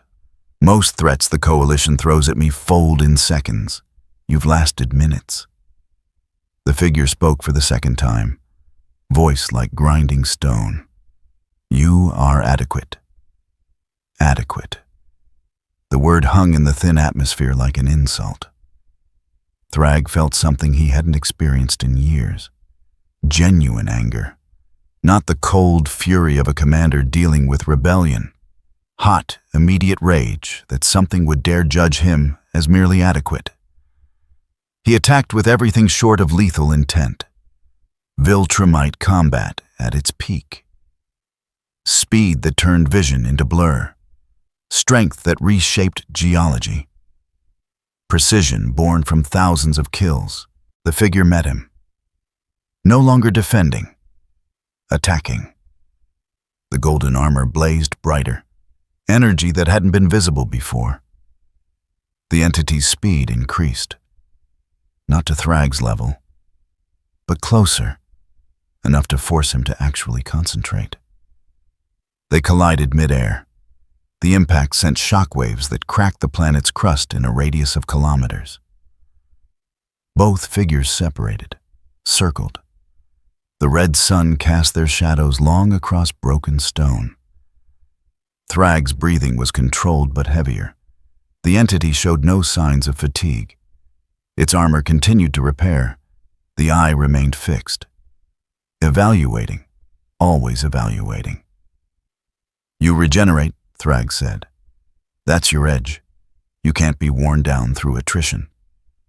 "And you?" the figure replied. "Do not weaken with time. Your species' adaptation, impressive."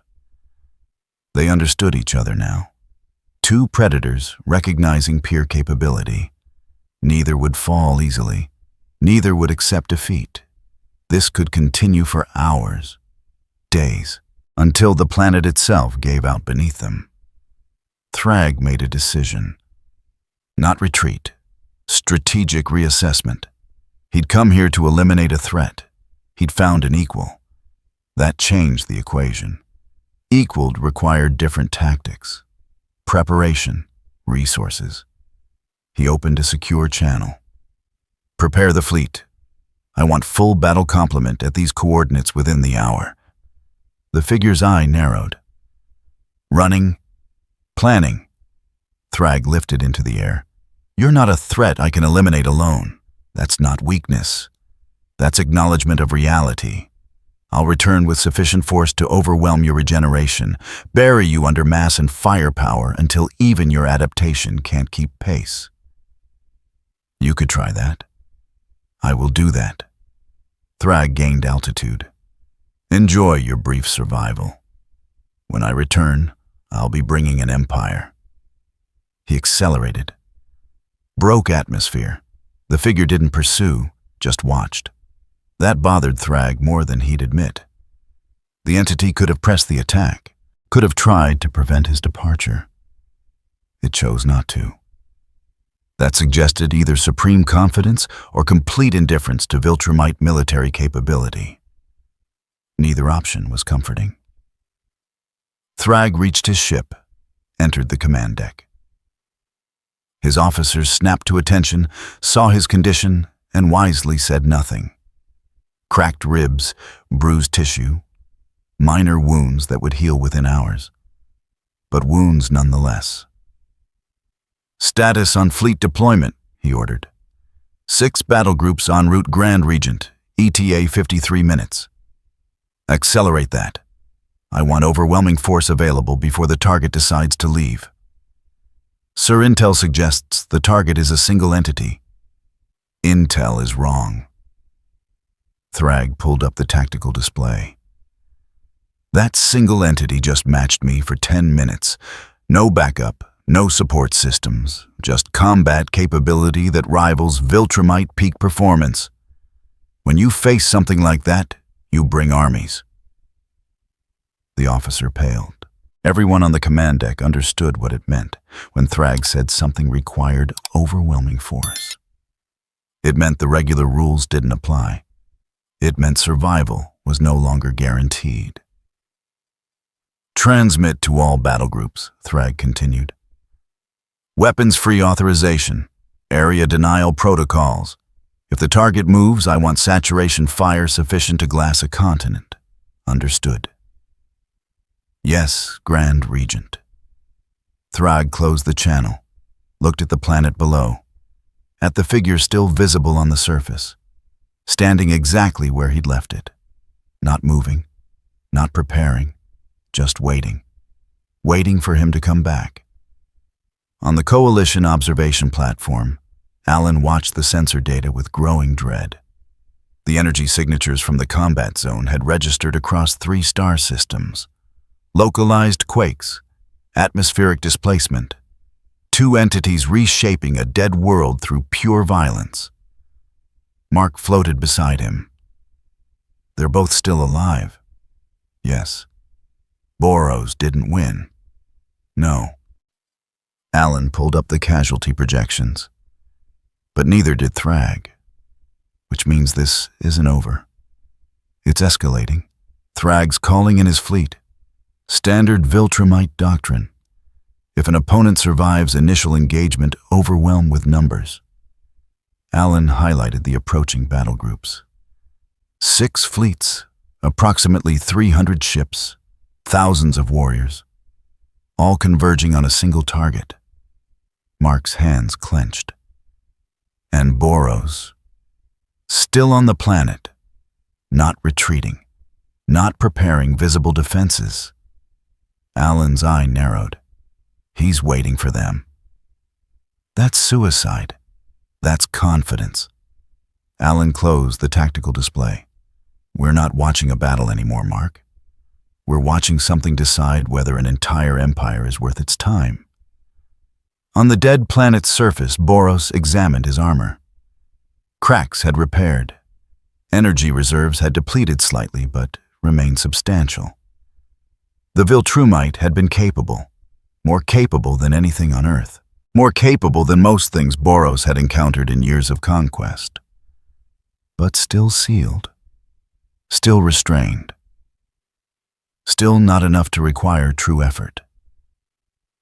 Boros reached for his armor's primary restraint, the lock that held released form in check, not releasing yet, just testing the mechanism, making sure it would open when needed. The lock held firm, ready. Boros looked up, saw the fleet signatures approaching, hundreds of ships, thousands of warriors, the Viltrumite bringing his empire to bear. Good. For the first time since arriving in this dimension, Boros smiled. Not pleasantly, not with warmth, with pure anticipation. Good, he said to the empty planet. I was afraid this universe would disappoint me. His armor began to glow. Not released, not yet. Just preparation, just the promise of what was coming. The fleet would arrive in 47 minutes. That gave him time to remember what it felt like to look forward to battle. The red sun burned overhead. The dead planet waited. And somewhere in the space between stars, empires, and observers held their breath. The measurement phase was over. The war was about to begin. The Viltrumite fleet dropped out of warp in perfect formation. 6 battle groups, 300 ships, enough firepower to sterilize a solar system. Thrag's command vessel held position at the rear of the tactical center from which he would coordinate annihilation. The dead planet hung in space ahead, still glowing red from its dying sun, still marked by the craters from their initial engagement, and on its surface a single figure, golden armor catching light, unmoving. Thrag activated the fleet-wide channel. All units weapons free. Target the entity on the surface. Saturation bombardment pattern. I want overlapping kill zones until there's nothing left but glass. The fleet opened fire. Energy weapons lanced down from orbit. Kinetic penetrators accelerated to relativistic speeds. Missiles carrying warheads that could crack continents. 300 ships unleashing hell on a single target. The planet's surface erupted. Stone vaporized. Crust liquefied. The bombardment carved through kilometers of rock in seconds. When the dust cleared, the figure remained. Armor scorched, body torn in places, but regenerating. The wounds closed faster than they'd opened. Metal flowed, tissue knit. Within 10 seconds, no trace of damage remained. Thrag watched from the command deck. Again, continuous fire. Don't give it time to repair. The bombardment resumed. Sustained, relentless. The kind of firepower that had broken planetary defenses across a dozen systems. The surface below became a sea of molten stone. Energy readings spiked beyond measurement thresholds. The figure rose through it, flying, not hurried, just ascending, through the bombardment, through the overlapping kill zones, moving as if the firepower washing over it was merely weather. All fighters engage, Thrag ordered. Get inside its defensive envelope. Make it react to multiple vectors. Viltrumite warriors launched from carrier ships. Elite soldiers who'd conquered worlds. Each one a weapon capable of leveling cities. They dove toward the ascending figure in coordinated attack patterns. Three-dimensional envelopment. Standard doctrine against singular, high-value targets. The figure met the first wave without slowing its ascent. It moved through them. Not fast by its own standards, but faster than they could effectively counter. A Viltrumite warrior came in from the left. The figure's hand shot out. Grabbed. Pulled. The warrior's armor crumpled, body torn apart. The figure discarded the remains and continued upward. Another warrior. Another death. Clean, efficient.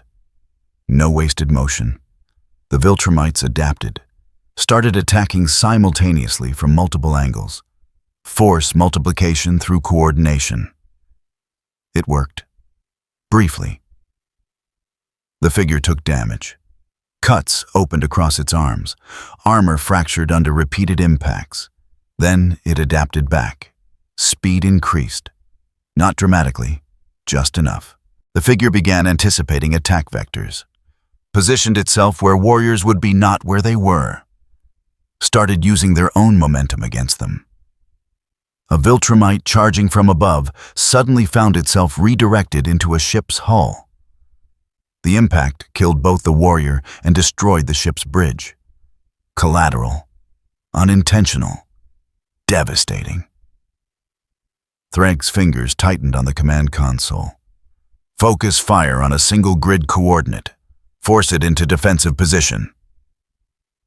The fleet concentrated fire. The figure disappeared in a sphere of overlapping energy blasts. When the assault paused for targeting recalibration, the figure emerged.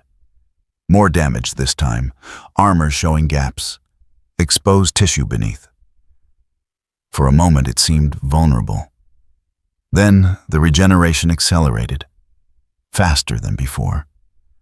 Like the damage had taught it something, like its body was learning from each wound. The gaps sealed. The armor reformed. And when it moved again, it moved differently, more fluid, more dangerous. It wasn't getting tired. It was improving. The second wave of Viltrumites hit it with everything they had.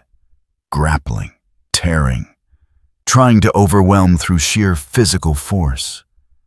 10 warriors surrounding a single target, grabbing limbs, restricting movement. It should have worked. Weight of numbers. Coordinated restraint.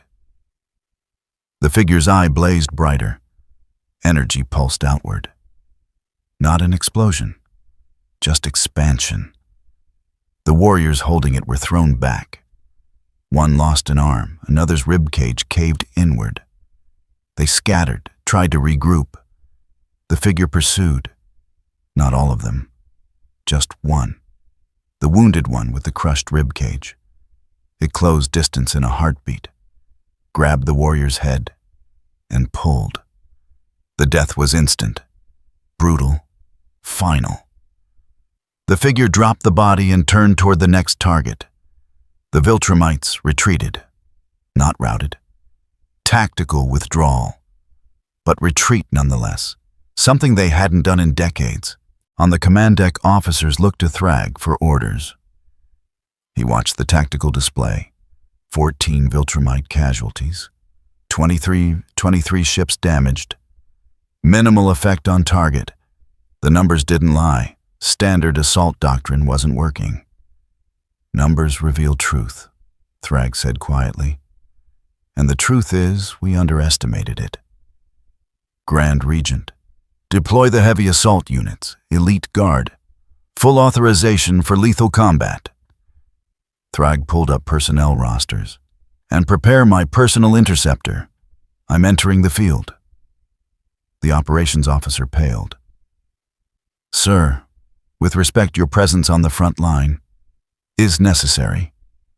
That entity has killed 14 Viltrumites, not through overwhelming power, through endurance.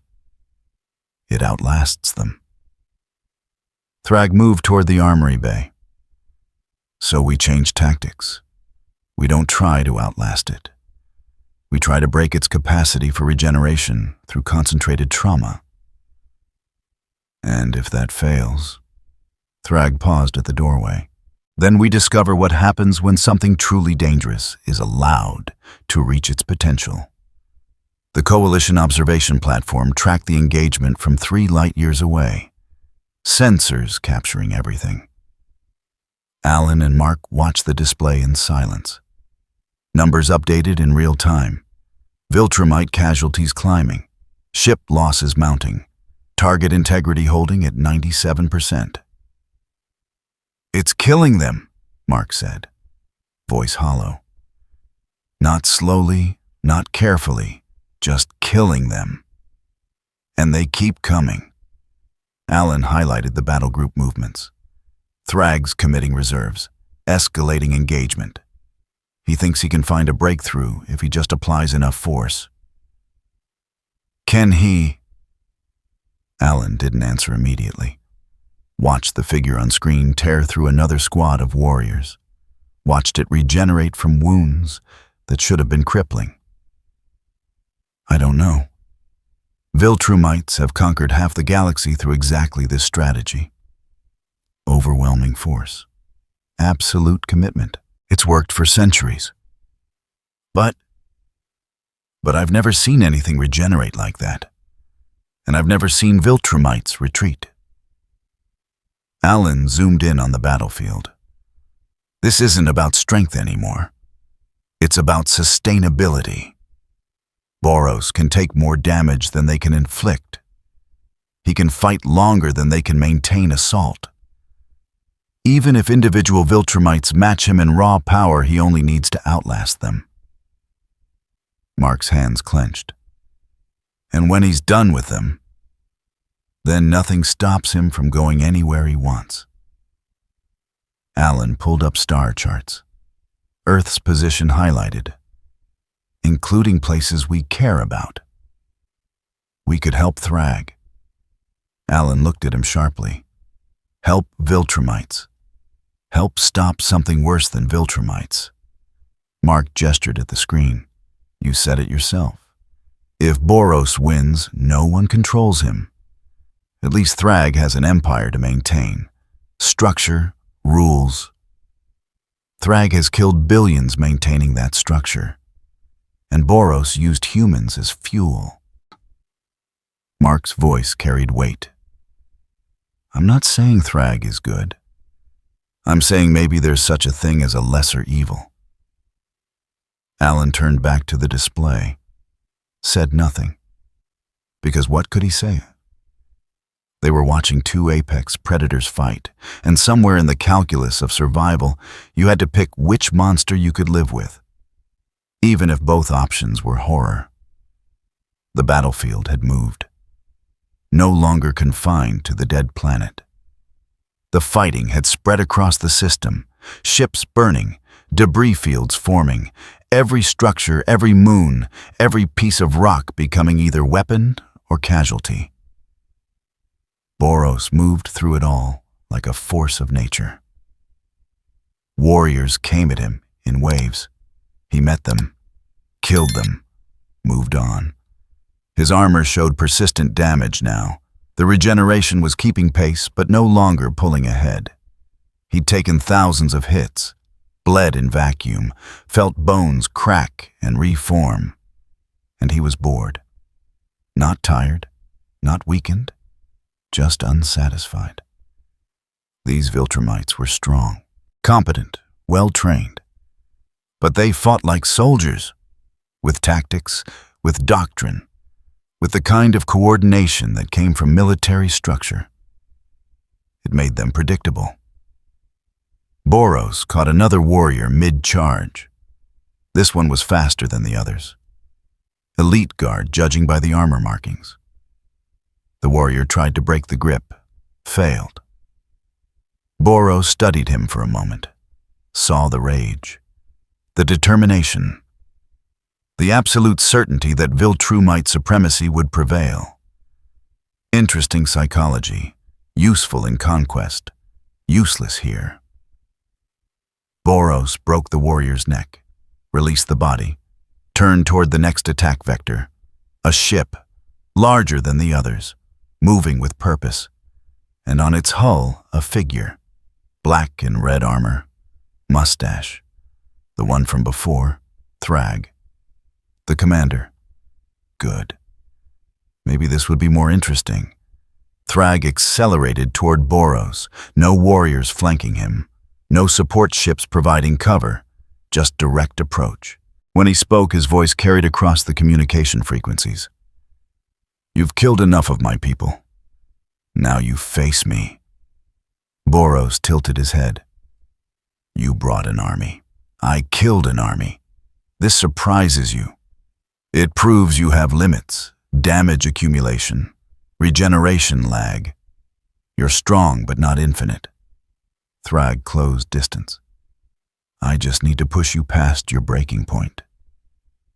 You may try? They collided.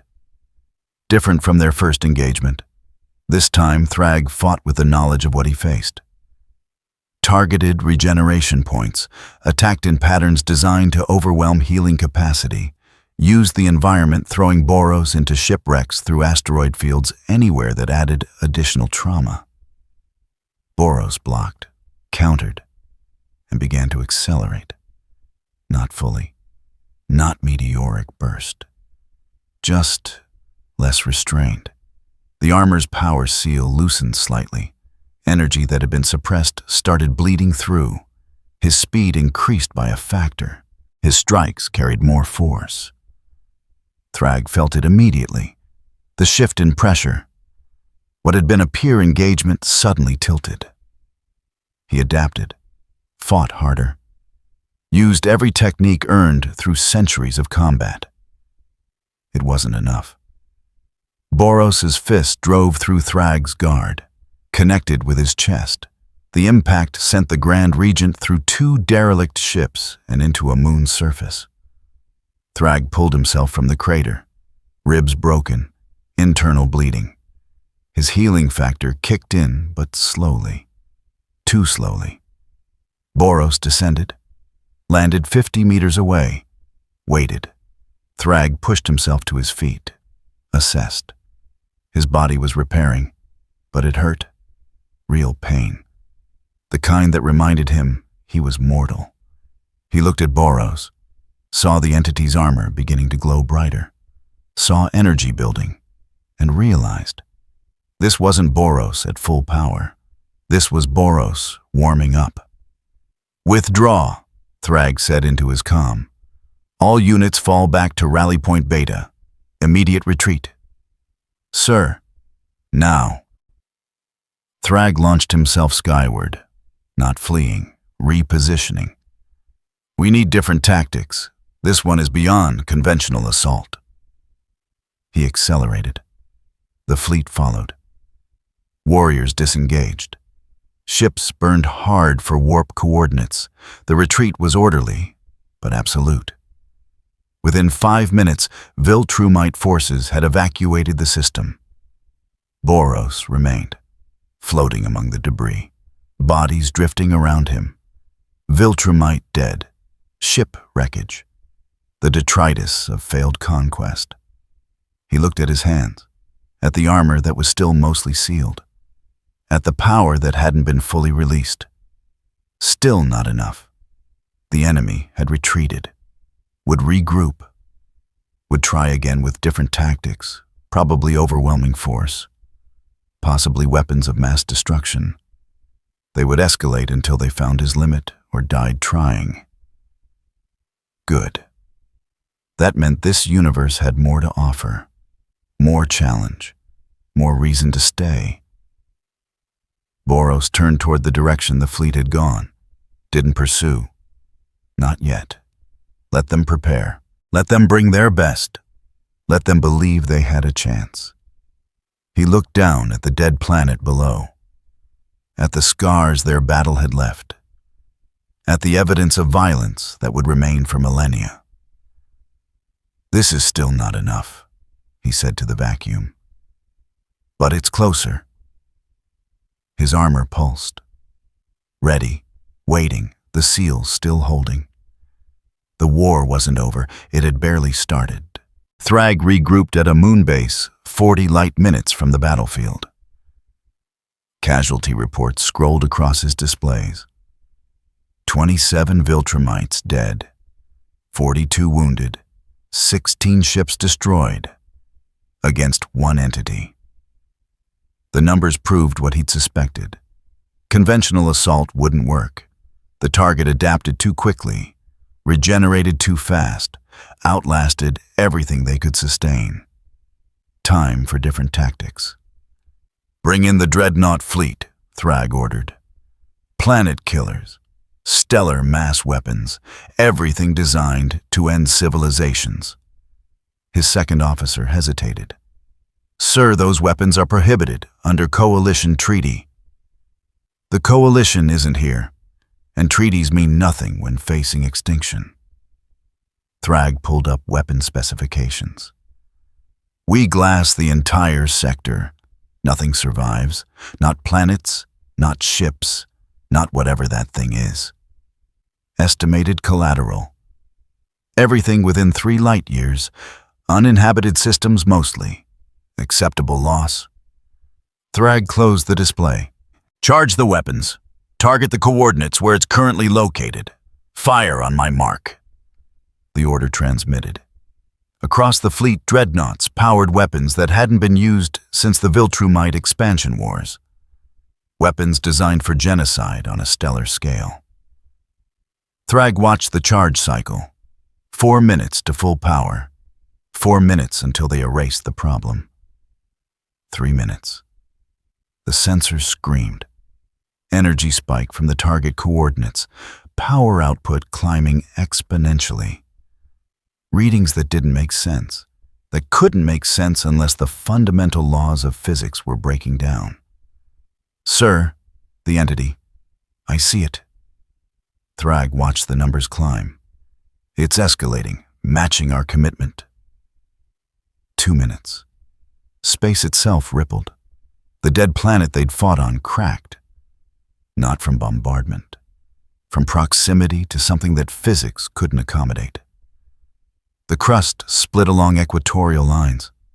Magma that shouldn't exist in a dead world fountained upward. Thrag's hands tightened on the console. All ships evasive. The entity moved. Not flight, not travel. Just sudden displacement. Where it had been was empty. Where Thrag's command fleet occupied space was suddenly contested. Boros materialized among the ships. His armor blazed. Not gold anymore. White-hot energy bleeding through every gap. His eye left trails in space. After images that persisted. And when he moved, reality lagged. Meteoric burst. The first ship didn't explode. It simply ceased. Boros's passage through its hull left nothing. Not debris, not atoms, just absence. The second ship tried to turn. Too slow. Boros was already through it. Through 3 more. 5. 10. The dreadnought fleet scattered. Point defense systems tracking but unable to acquire lock. The target was moving faster than their sensors could process. Faster than cause and effect.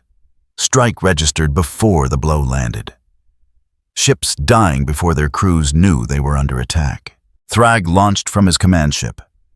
Met Boros in open space between vessels. Tried to intercept. His fist connected with nothing. Boros was already behind him. A hand touched his spine. Just touched. The force transferred through contact, sent Thrag through 2 asteroid fragments and into a moon's crust. He pulled himself free, bones screaming. Healing, but slowly. He looked up. Boros descended. Not falling, just approaching. The entity's aura warped light around it, made looking directly at it painful. "You wanted escalation," Boros said, voice distorted by the energy radiating from him. "Here it is." Thrag launched himself upward. No tactics, no strategy. Just raw Viltrumite fury. Met Boros head-on. The collision produced a shock wave that destabilized the moon's orbit. They grappled. Thrag tried to lock Boros's joints, tried to find leverage, tried to apply techniques that had worked for centuries. None of it mattered. Boros moved inside his guard. Too fast, too precise. Struck once. Thrag's ribs shattered. Struck twice. Shoulder dislocated. Struck 3 times. Vision blurred. Thrag tumbled backward. Caught himself. Forced his body to respond. This wasn't a fight anymore. This was survival. The entity he faced wasn't holding back, wasn't testing. This was Boros at something approaching full capacity. And Thrag finally understood what the Coalition had been so afraid of. This wasn't a warrior. This was a force that wars happened around. A roar split space, not words. Pure challenge. Thrag and Boros both turned. Something else had arrived. The figure tore through a Viltrumite cruiser like it was paper. Massive, furred, armor made from the bones of things that had died screaming. Battle Beast. The arena champion. The wandering killer who fought for no cause except the fight itself. He dropped toward them. No hesitation. No question of sides, just immediate violence. Battle Beast hit Boros like a meteor, claws extended, weapons that could tear Viltrumite flesh. The blow connected. Drew blood. First time in this dimension that Boros had bled meaningfully. Boros caught the follow-up, held Battle Beast's wrist. They locked eyes. Beast saw something that made him snarl with pleasure. At last. They separated, circled. Battle Beast lunged again, pure aggression, no technique. Just the absolute certainty that anything that could make him bleed deserved everything he had. Boros met him, blow for blow. The exchange was brutal, savage. Blood spilled in vacuum. Boros's regeneration still worked, but slower. Meteoric burst was burning through him, making every repair cost more, every movement depleting reserves. But the sensation, the actual challenge, the possibility of real damage. Boros felt something he hadn't felt in years. Interest. Thrag watched them fight. Watched 2 entities that shouldn't exist tear each other apart, and realized this was his opening, while they were focused on each other. While Boros was finally distracted by something that could hurt him. While Battle Beast's madness kept both of them engaged. Thrag launched. Not at Boros, at Battle Beast. The arena champion turned, blocked Thrag's first strike, countered with claws that opened Thrag's cheek. They grappled. Two conquerors who'd never acknowledged equals. Boros watched them, reassessed. Three-way combat, variables multiplying, strategies collapsing into chaos. He moved to separate them. Battle Beast saw him coming. Disengaged from Thrag, met Boros mid-strike. The impact cratered the moon's surface further, crust fragmenting, core exposed. The moon began to break apart. On the coalition platform, alarms screamed. Mark gripped the console so hard his hands hurt. The sensor feed showed devastation beyond anything he'd witnessed. 3 entities, 3 apex predators, all committed to total violence. "We have to stop this," Mark said. Alan didn't move, just watched. "How?" "I don't know. Something, anything. If they keep going, then they keep going. And we watch. And we learn. And maybe, if we're fortunate, they kill each other." Alan's voice was hollow. "This is beyond intervention, Mark. This is what happens when gods decide to measure themselves." Mark wanted to argue, wanted to say, "Heroes don't stand by, don't let this happen." But watching the screen, watching the raw destruction, he understood. He wasn't a hero here. He was a witness. And sometimes witnesses could only document horror. The moon shattered. Fragments spinning outward. The 3 figures moved through the debris field, still fighting, still destroying. Battle Beast's armor cracked. Boros's regeneration lagged noticeably. Thrag bled from a dozen wounds. None of them stopped. Battle Beast roared, not in pain, in joy. This was what he'd searched for. Combat that could end him. He swung his weapon. Boros blocked, but the edge bit into his arm, deep. The wound closed, but incompletely. Scar tissue remaining. Boros struck back. Meteoric burst, accelerating his fist beyond perception. Battle Beast's ribs caved. He coughed blood, laughed, attacked again. Thrag circled, waiting. The strategist, even now. Let them weaken each other, then finish whoever survived. Cold logic, Viltrumite efficiency. But Boros saw him, always saw him. And between exchanges with Battle Beast, Boros struck outward. Caught Thrag's leg, broke it, released him. Message clear, you don't get to wait this out. Thrag healed, rejoined. Now it was true chaos. 3-way collision with no rules, no sides. Just violence seeking its own level. A dreadnought tried to fire on all 3. The stellar mass weapon charged. Prepared to erase the sector, Battle Beast saw it. Launched toward it, tore through the hull, found the weapon core, destroyed it from inside. The dreadnought exploded. He emerged from the fireball, kept attacking. Boros felt his energy burning. Meteoric burst was cannibalizing his body now, trading future regeneration for current power. He could maintain this for minutes, maybe an hour, then consequences. But right now, right this moment, he was fighting something that mattered. Thrag's vision blurred, multiple fractures, internal bleeding. His healing worked, but couldn't keep pace. He was outclassed, not by one entity, by 2, and neither was giving him space to recover. For the first time in decades, Thrag considered retreat, not surrender, just tactical necessity. Pull back, regroup with whatever forces remained, try again with different approach, but looking at Boros, at the entity that had forced him to this point, that had made Viltrumite supremacy a question instead of an answer. He couldn't accept it. Battle Beast's weapon broke, snapped against Boros's armor. He discarded the pieces, attacked with bare hands, claws, teeth, became the beast his name promised. Boros's left arm hung useless, regeneration failing in that limb. Meteoric burst eating through structure. He used his right. Precise strikes. Economy born of necessity. The battlefield expanded.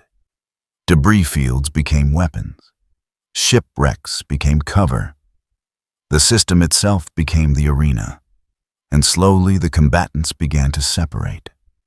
Not fleeing, just creating distance, reassessing, understanding that this couldn't continue indefinitely. Battle Beast hung in space, breathing hard, blood freezing on his fur. He looked at Boros, at Thrag, at both of them. "Good," he rumbled. "Very good." Then he turned, left, not retreating, just satisfied for now. He'd found what he needed. Confirmation that the universe still held things that could kill him. He'd return. When he healed. When they did. For round 2. Thrag floated opposite Boros, both damaged, both depleted. The Viltrumite fleet was scattered.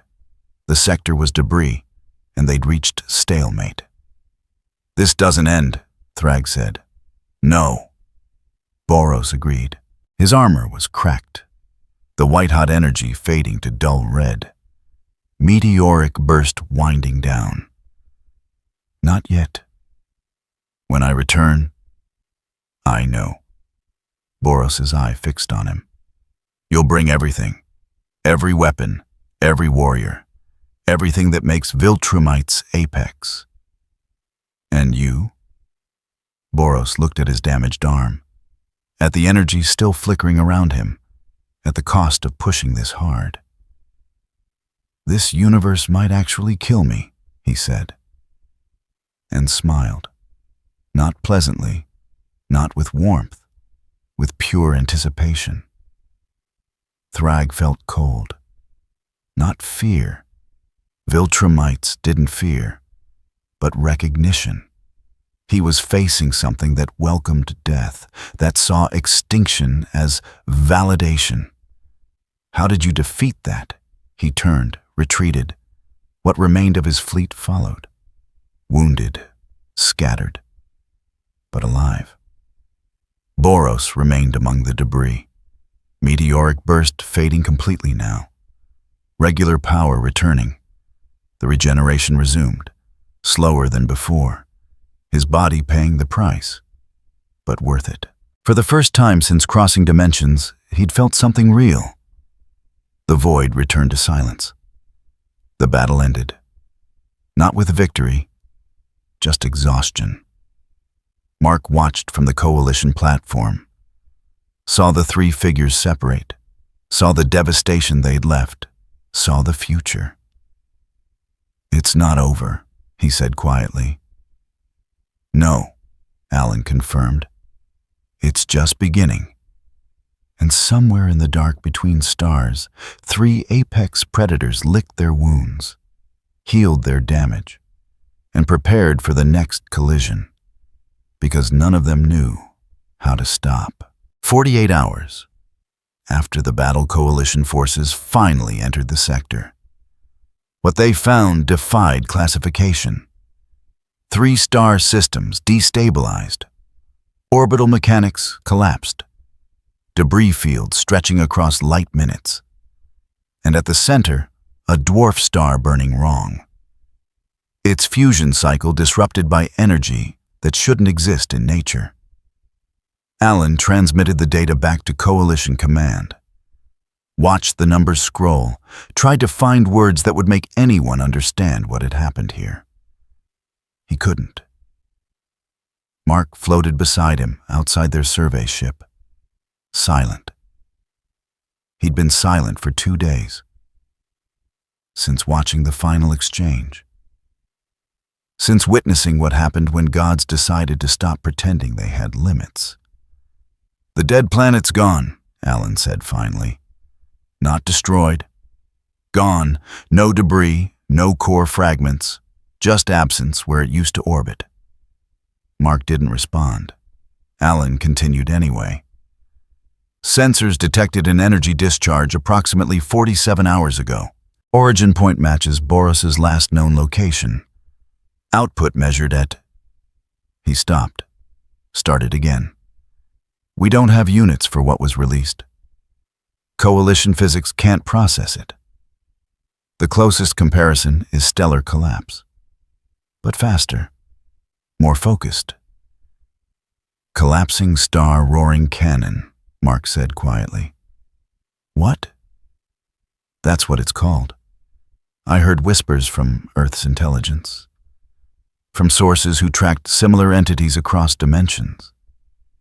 Mark's voice was hollow. "A technique that condenses energy to stellar core density, then releases it." Alan looked at the data again, at the impossible numbers. Nothing should survive directing that much power. Boros did. For now. Alan highlighted a signature track leaving the sector. Faint, erratic. This is him. 12 hours after the discharge, moving slowly. Regeneration signatures detectable but degraded. Where's he going? Away, deep space, no destination logged. Alan closed the display. "He's not coming back, Mark. Whatever he was looking for, he found it. Or burned through it." Mark wanted to feel relief. Wanted to celebrate that the monster was leaving. But watching the devastation, counting the cost, all he felt was hollow. And Thrag. Alan pulled up a different track. Last confirmed sighting 6 light hours from the battle site. Viltrumite fleet in full retreat. Communications indicate significant casualties. Leadership structure compromised. Compromised how? Reports are fragmentary. But it appears Thrag took critical damage. Whether he survived is unclear. What's certain is the Empire's command hierarchy is destabilizing. We're seeing fractional conflicts. Commanders questioning orders. The monolith is cracking. Mark closed his eyes, opened them. Nothing changed. The stars still burned wrong. The void still held evidence of forces that shouldn't exist. Battle Beast. No confirmed sighting. Last sensor contact showed him entering a debris field moving under his own power. Wounded. Maybe dying. Maybe not. Alan gestured at the impossible landscape around them. In all of this, one warrior's fate seems almost irrelevant. Nothing's irrelevant. Mark's hands clenched. Every death. Every world disrupted. Every system that'll never recover. It all matters. To who? To what? Alan turned to face him. Mark, we're documenting an extinction event. Not of a species.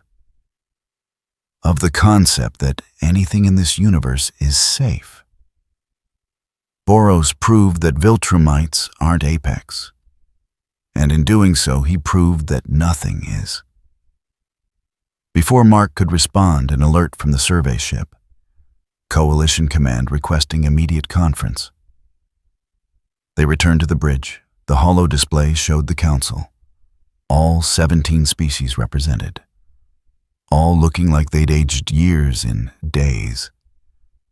The Thraxan delegate spoke first. We've received reports from border systems, mass evacuations, populations fleeing toward core territories. They're calling it the God War, saying the old gods fought and broke reality. That's not entirely inaccurate, Alan said. It's panic. and it's spreading. The Telescrian counselor's tendrils coiled tight. Coalition membership is fragmenting. Systems are withdrawing. They don't trust our ability to protect them anymore. We never could protect them from this, Alan said. We gave them the illusion of security. That illusion died when Boros and Thrag collided. The council chamber fell silent. Finally, the Thraxan delegate spoke. What do we tell them? How do we rebuild? Alan looked at Mark. At the young warrior who'd come to space thinking heroes could save the galaxy, who'd learned otherwise. We tell them the truth.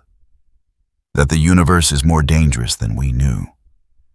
That safety is temporary. That survival requires more than strength. It requires accepting that we're not the apex of anything. And Earth? Another counselor asked. The planet that somehow produced the being that started this chain of events. Mark's jaw tightened. Earth had nothing to do with Boros. Earth's dimensional researcher opened the portal. Earth was the catalyst. The counselor's image leaned forward. We're flagging your world as a high-risk anomaly zone. Trade restrictions, travel warnings, quarantine protocols. You're punishing us for being attacked. We're acknowledging that catastrophe follows your planet. The image pulled back. Coalition membership is suspended pending security review. The transmission ended. Mark and Alan remained on the bridge. The survey ship continued its documentation, recording evidence of a battle that would be studied for generations. If there were generations left to study it. They're afraid, Alan said. Not of Earth, of what Earth represents, a variable they can't control, a door that opened to something they can't close. And they're not wrong. Mark pulled up Earth's trajectory on the star chart, still there, still intact, still spinning in a galaxy that had just learned it wasn't safe. We survived. That's all we get to claim. On Earth, Cecil watched the casualty reports scroll. Not from the direct conflict, those were galactic scale beyond his jurisdiction, but from the aftermath.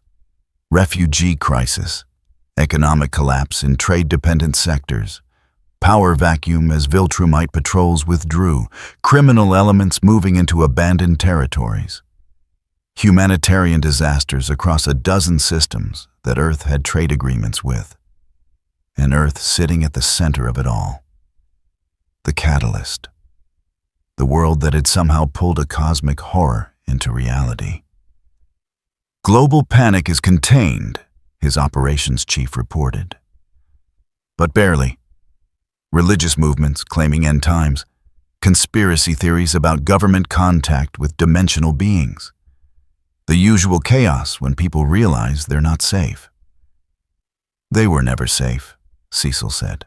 We just did a better job lying to them before. Sir. Nothing. Cecil closed the reports, opened new ones, defense projections, assuming Viltrumite collapse, assuming other powers filling the vacuum, assuming Boros never returned, but something like Boros might. The numbers were bleak. Earth's military capacity couldn't defend against cosmic tier threats. The Guardians were decimated. Mark was traumatized. And the illusion that humanity had any control over its fate had shattered. Initiate Protocol Omega, Cecil said. The operations chief paled. Sir, that's the extinction scenario response. No, that's the we're not in control and need to accept it response. Cecil pulled up schematics for projects he'd kept buried, weapons that bordered on war crimes, technologies that violated every treaty. If the universe is more dangerous than we knew, we need to be more dangerous too. Not to win, to survive. And if we become the monsters, Cecil looked at him. We're already the monsters. We've always been. We just pretended otherwise because no one was looking closely enough. The operations chief said nothing. Just saluted, left, began implementing protocols that would reshape Earth's defensive doctrine. Cecil remained in the command center, looking at screens showing a world that didn't know how close it had come to annihilation, that would never fully understand what had happened in the dark between stars.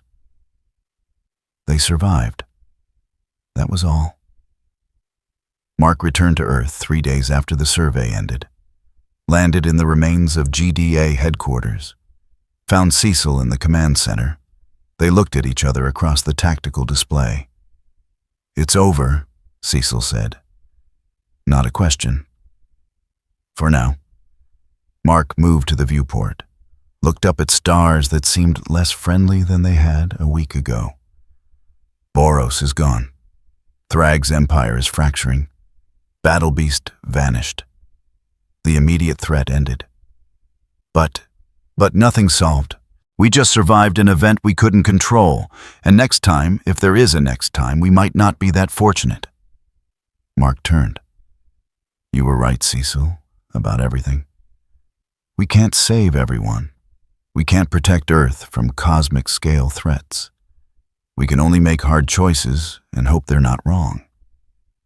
Cecil's expression didn't change. That's a bitter lesson. It's the only one that matters. Mark moved toward the exit, stopped.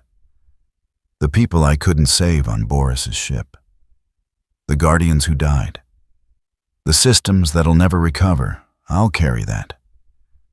But I won't pretend I could have done more. I was a witness to forces I can't match. You're learning. I'm surviving. There's a difference. Mark left. Cecil watched him go, then returned to his screens, his projections, his protocols for a universe that had just proven itself more hostile than anyone wanted to admit. Somewhere in deep space, Boros' ship drifted. Engines cold, systems minimal. Inside, the entity known as Dominator of the Universe lay in the regeneration chamber. His body repaired slowly, tissue knitting at a fraction of normal speed. The collapsing star. Roaring canon had cost him, burned through reserves he'd built across decades, damaged systems that might never fully heal. But as he lay there feeling his body struggle to reform, Boros felt something he hadn't experienced in years. Satisfaction, not victory. He hadn't conquered anything, hadn't expanded his empire, hadn't claimed territory or subjugated populations, but he'd fought something that pushed him, multiple somethings. He'd felt his limits approached, felt the possibility of death become real instead of theoretical. This universe, this dimension he'd stumbled into. It wasn't empty. It held challenges, threats, beings that could make him work for survival. This universe, he said to the empty ship, his voice weak but certain, was not empty. The regeneration chamber hummed. Repairs continued. And slowly Boros allowed himself to slip into dormancy, healing, recovering, preparing. Not for conquest, not for expansion, just for the next fight. Whenever it came, wherever it found him. Because now he knew this dimension held what he'd been searching for across galaxies and realities. Opponents worth remembering. The survey ships found the battlefield 2 weeks after the conflict ended, documented everything, cataloged evidence, prepared reports that would reshape coalition understanding of cosmic threat assessment. They found Viltrumite bodies, dozens, frozen in vacuum, expressions locked in their final moments. Some showed fear, some rage, some acceptance. They found ship debris that would take years to identify.